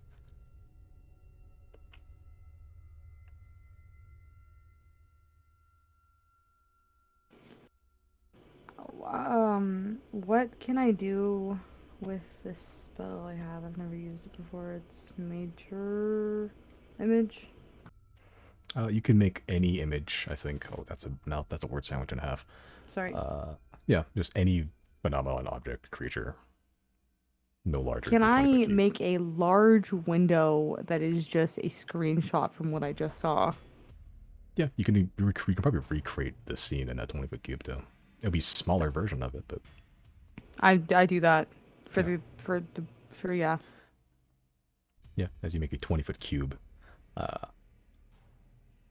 yeah, the rest of you can see this image of like a miniature diorama of Zuela on a wooden catwalk, undead around her, just mining a way into this ice wall, and this bearded man holding up a torch to the ice, and in it the visual silhouette of a black crystally dragon shape and a almost like the exploded silhouette of a humanoid.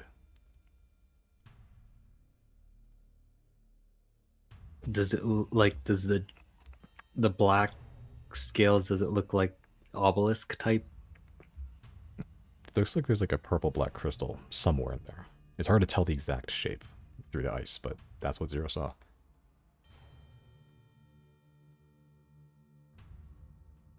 I wonder if this dragon is corrupt. I would I'm- wager probably. I'm going to cast Sending to Zoella and just. Well, let me ask before I say anything to her. I'm going to tell her to stop what she's doing and wait for us to come speak to them. Is that okay?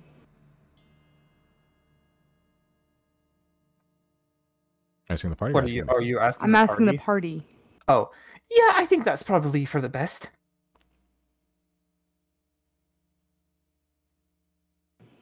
Chris, any objections?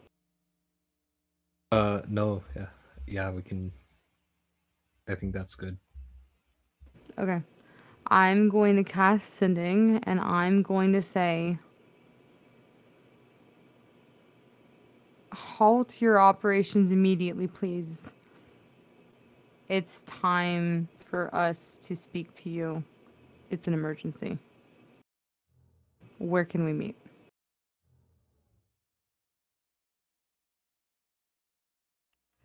Yeah, you send it to Zoella.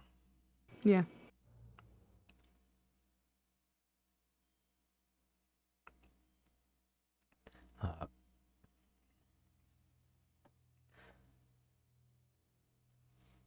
You hear back after like a minute or so. Hi, been a while. It's not my call to make. If you want to talk, we can talk.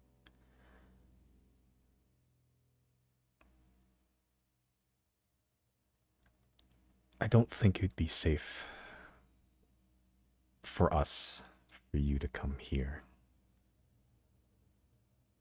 Abethus. Same place.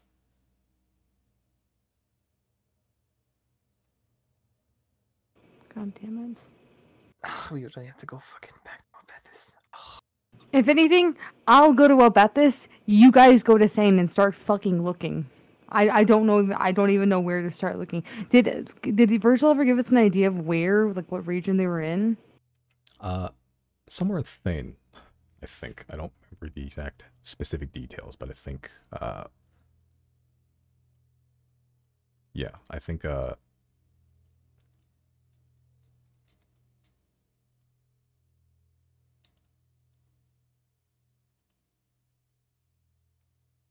they may have, I think they may have, we're about to give you more details as you got to Thane, but I think you guys got sidetracked at some point and never actually pressed that further.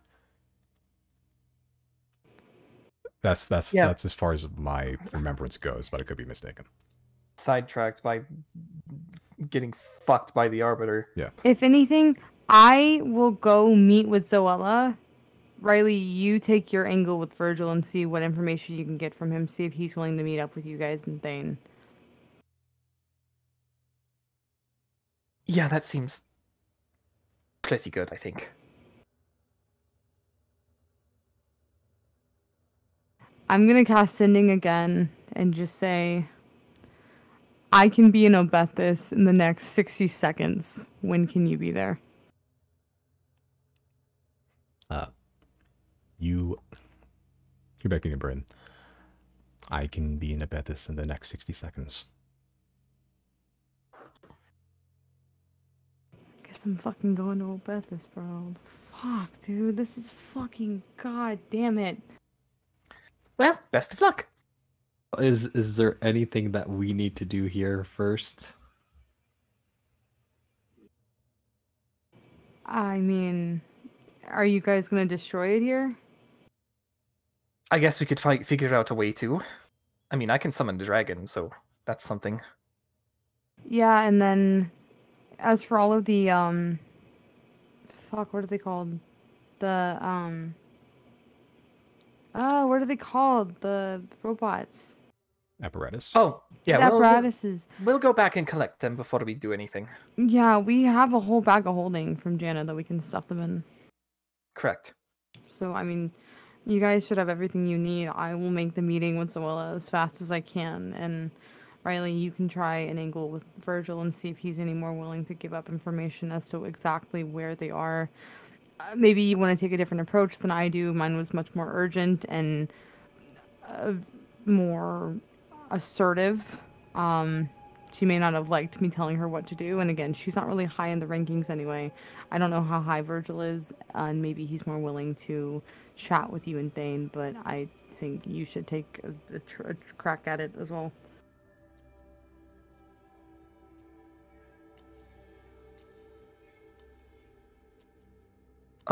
You know what? I'm gonna send to Virgil right now. I'm gonna say, "Hi, sorry about the delay. Sorry about the delay.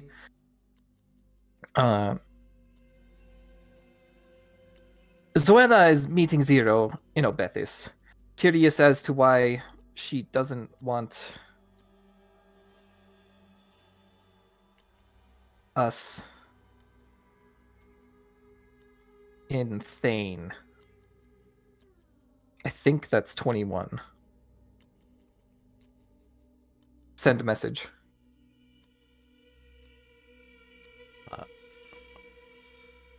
Yeah, you send it, and you hear back, and you've seen Virgil once. He's like a bald white guy with a broken jaw.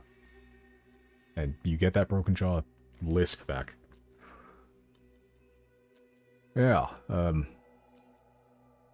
frankly, been a year. Don't know what you're about now. Second, very sudden information about what we're doing. You scrying on us? Not safe for us. So yeah, don't feel safe.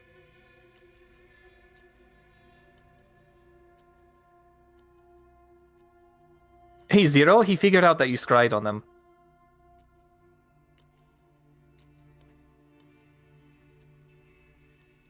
Maybe they were scrying on us.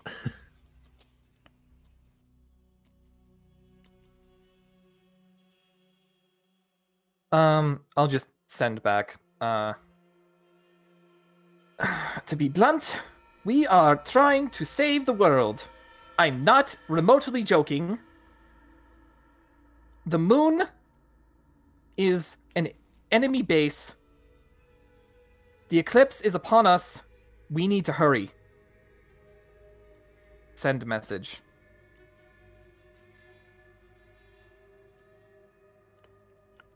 You send it. Broken jaw lisp. Maybe. Maybe not. Depends on how the negotiations go. I'll be there too.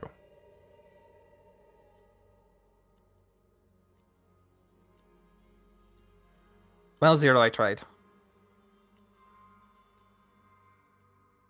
Did he say I'll be there too? He did say that. So should I head there on my own and you guys can stay here and take care of this, or do you want to go?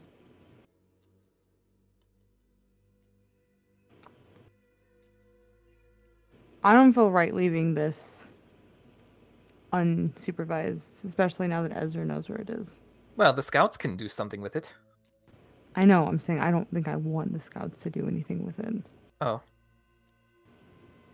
I mean, well, I guess what's his name? What was his fucking Vivuvius? He just wanted to destroy it anyways, right?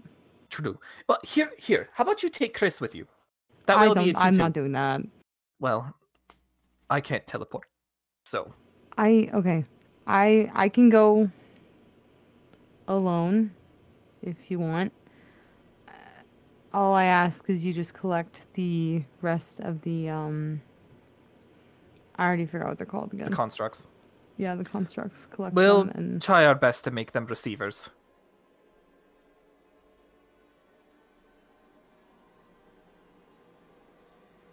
I still have 3 charges on my teleportation helm.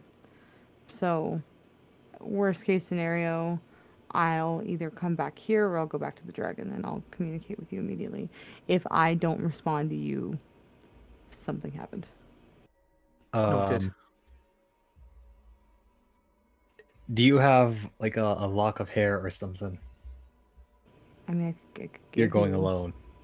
I could What, give can you hair. teleport directly to Zero? I can get her directly here. How? With magic. I'm not even worried about it. I'm just taking the chunk of my hair out and giving it to Chris. Desperate times, I suppose. Yep, that's what it is. And no other Alright. timeline would I give Chris a piece of my body. Absolutely never.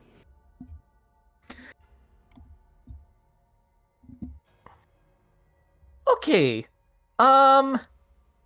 Jane, let's go grab your comrade, shall we? Yeah, it seems... Oh, I guess priorities have shifted. There's a lot of priorities. I understand. They're kind of all working in tandem. It's a lot. Again, if there's anything we can do, just let us know. Will do. So do you want a quick destruction of this place, or Who are you asking that to? Ezra? I mean, a destruction. Ideally, if it's as thorough as you can, though it seems like you guys are rushing to something. Yeah, I mean, our theories have led us somewhere that's kind of pressing. Zero's gonna take care of it for now. We'll stay by here. We can, if you guys are busy, we can try to destroy it. We don't exactly have a lot of explosives, but we know where it is now. And from what Jane, was it, told us, then it seems to be mostly defunct. Mostly. It could probably still be used if the right people, or rather, the right machinery was hooked up again. And seeing as though we don't know where any of that is right now, it's probably better to just destroy the facility. Right. I mean, that's what I'm saying. We can destroy it. It'll just take a little bit longer just to go back, get some resources, come back here. Yeah, I mean, I could just summon a dragon.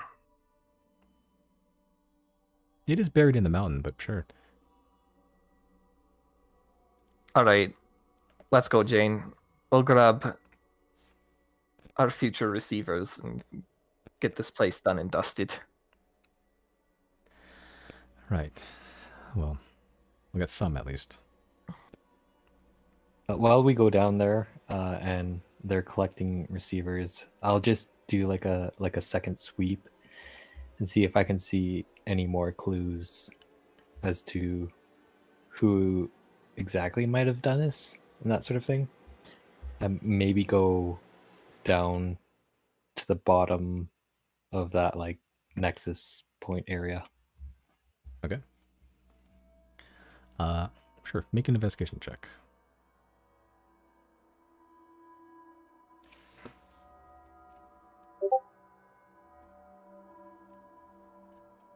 Okay. How are you getting down to the bottom of the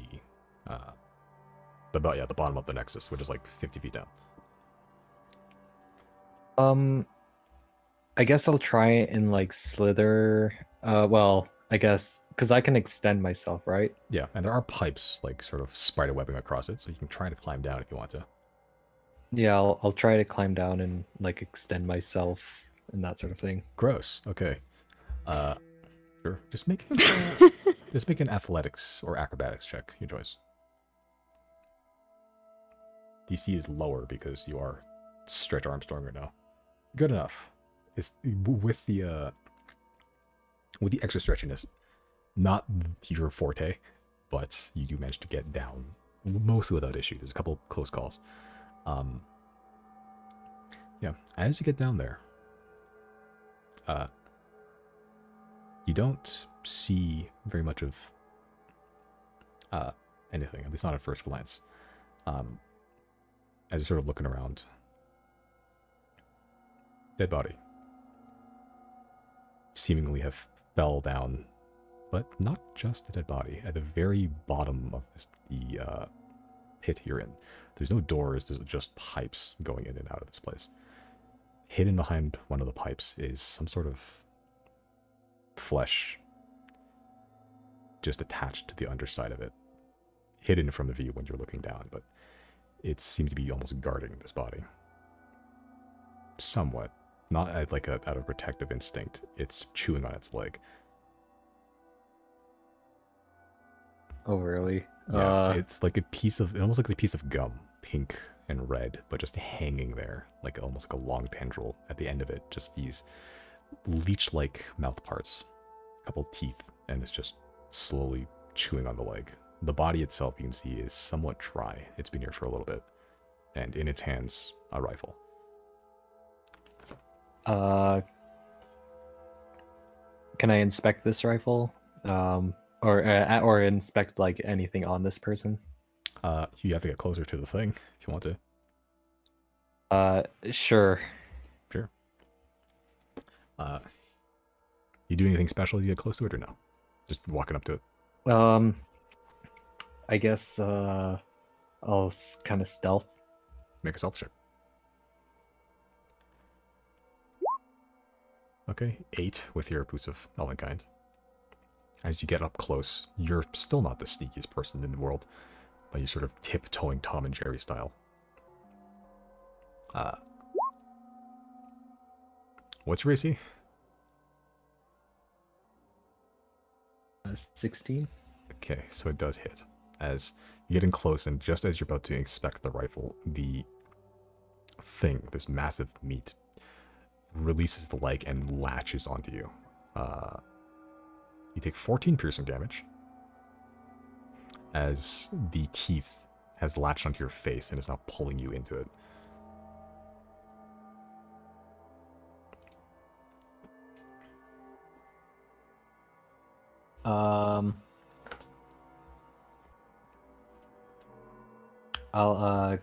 Can I cast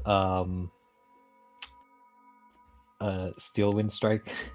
Sure. Let's make an attack roll.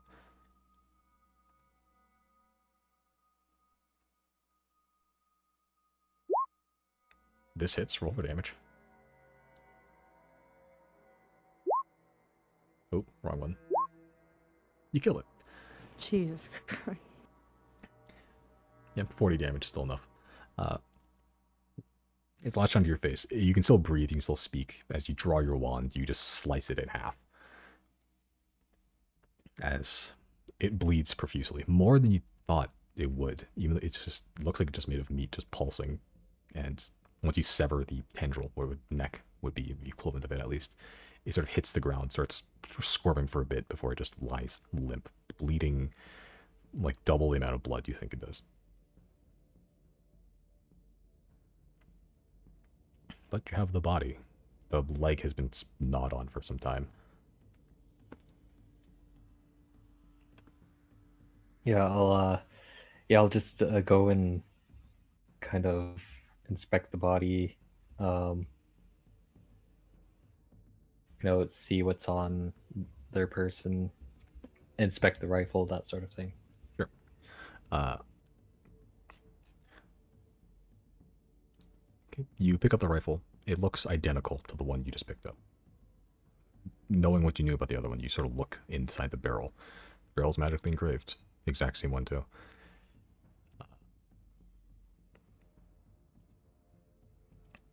I'll put it in my bag. Sure. So you have 2 lightning rifles. With investigation check, what else are you searching on this thing? This guy. Like pockets, see if there's any gold, maybe any emblems or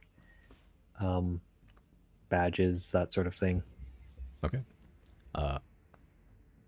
Just going with the investigation check before. You're going through the pockets. This individual has a backpack. It's hard to tell gender or race at this point based on the just condition of the corpse. But going through, don't find any money. You do find a lot of supplies, though. You find weaponry, 2 daggers. You find 1 saber, the equivalent of a scimitar. Yeah, the rifle. Ammo and gunpowder. You do find a very small pin, sort of tucked away inside the backpack, like pinned into the inside. Would have been kind of hard to spot amongst all the normal supplies, but you find it. You sort of pull it out. It's a little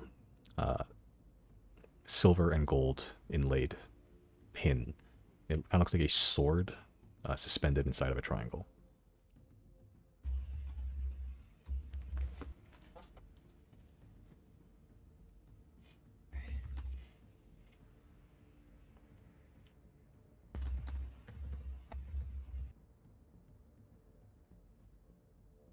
So that's a silver and gold like inlay pin with the sword inside of a triangle? Yeah, so like a sword, and then like the background's kind of like a triangle.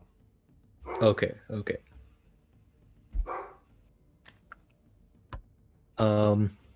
Have I recognized this symbol before? Not really. You haven't seen it. Make an intelligence check, just generally.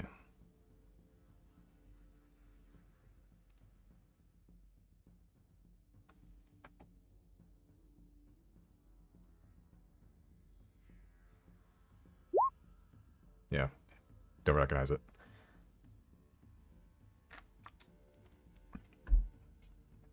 I think I'll just take the well, actually there was a scimitar in there. Yeah, it was like a saber, but it's stat-wise identical to a scimitar. Okay. I guess I'll just keep everything in the backpack for now. Okay. And I'll just go back up. Sure. Yeah, just reverse your way back up. Just stretch Armstrong, slowly climbing your way up. While that's happening, Riley, you're rooting through the destroyed apparatuses. Whoops, correct. Okay. Yeah. As you're going through, from what Jane told you, the core is the most important part. The rest is kind of just limbs. As long as the core is there, like the body is inconsequential. It helps to have them, but not technically needed. You find a couple. How do the cores look? The ones you find are destroyed. They have They're mostly damaged. Some of them have been shot straight through the lens and just come out the other side. Just head, more or less equivalent of a headshot. Sick, nasty. Just make a perception check. I don't know why I'm asking you to. You're gonna, yeah. You find 4 cores. They're all destroyed. But you find way more limbs, like bodies. Like, it's almost disproportionate the amount you find. Like, for every core you find, there's, like, enough limbs and body parts for, like, 3 cores. But the 4 you do find are all destroyed. Or at least damaged enough that they're probably not salvageable. Do you think, Jane, do you think maybe... maybe some went into hiding here? If they did, they would have taken the limbs with them. When you disassemble, it kind of just... There's no reason not to take your limbs with you. It's your weapon, it's your locomotion. You can disassemble and roll into a hole, but then, you know, the limbs will fall after. Considering they're able to... They went through here to get to the processor. I'm assuming killed the processor and then took it out. I think it's more likely that they took any intact cores with them. They're not difficult to store, especially with your magic bag there. True. Can I try casting Mending on the cores? Maybe take one of them as a base and then use another to try and fill in parts. You can try. I will try. Okay. Yeah, you cast Mending on it, and it does mend the metal. It is a strange feeling as it's semi-resistant to the magic for some reason, but it takes. And as you mend the shell, it now looks semi-complete. You can sort of shake it, and it kind of rattles inside, though. Going to assume that didn't do anything. Jane sort of takes it from your hands, and it's just... As much as a construct can focus, begins focusing on the core. Unfortunately not.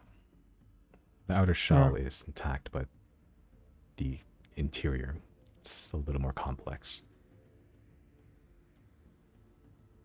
Well, we can take these back to Thane. See if your comrades in the receiver base can do anything. And if we can't, I suppose we can figure out what our burial rites are. True. It'll be a good experience either way. Thank you for coming here with me to do this. I know. Well, for multiple reasons, it's my pleasure. I know it didn't exactly pan out the way you thought, but well, I guess it didn't for me either. No, it was a little bit disappointing, but there was nothing we could have done. I guess we, at the very least, confirmed our suspicion, and now we have more suspicions to work on. And that's some news, at least. It's better than a complete dead end. Indeed. And he'll just stuff the cores and as many limbs as he can in Jenna's bag of holding. Okay, yeah. If it's an empty bag of holding, they can stuff into everything inside. It probably is. I don't remember if we put anything in there. Yeah, I think it's empty. Or at least the other stuff Jenna had in there, but it's not going to fill up the entire space of that. You can fit everything. Right. Okay, and Jenna, you're teleporting to Abethus? Jenna? I'll let Jenna.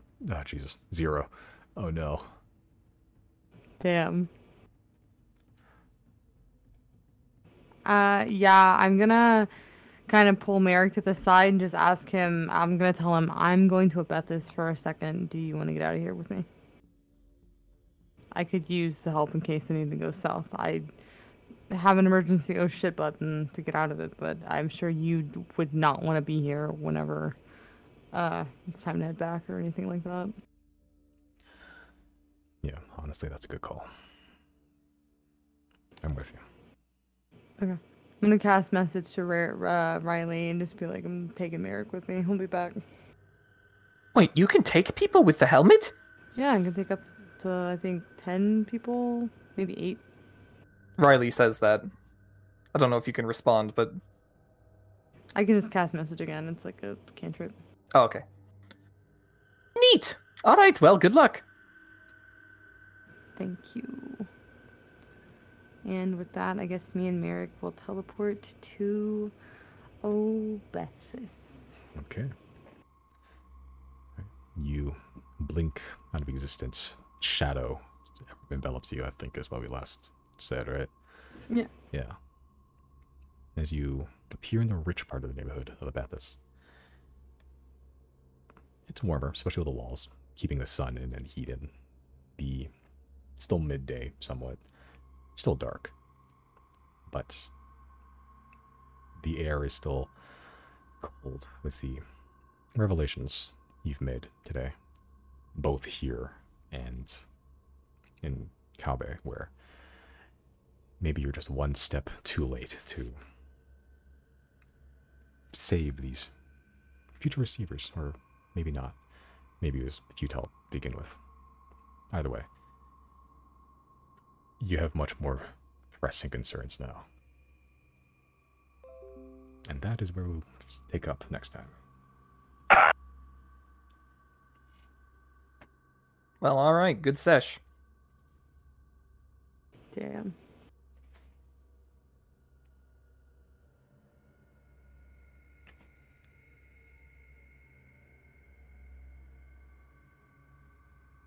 $2,000 XP.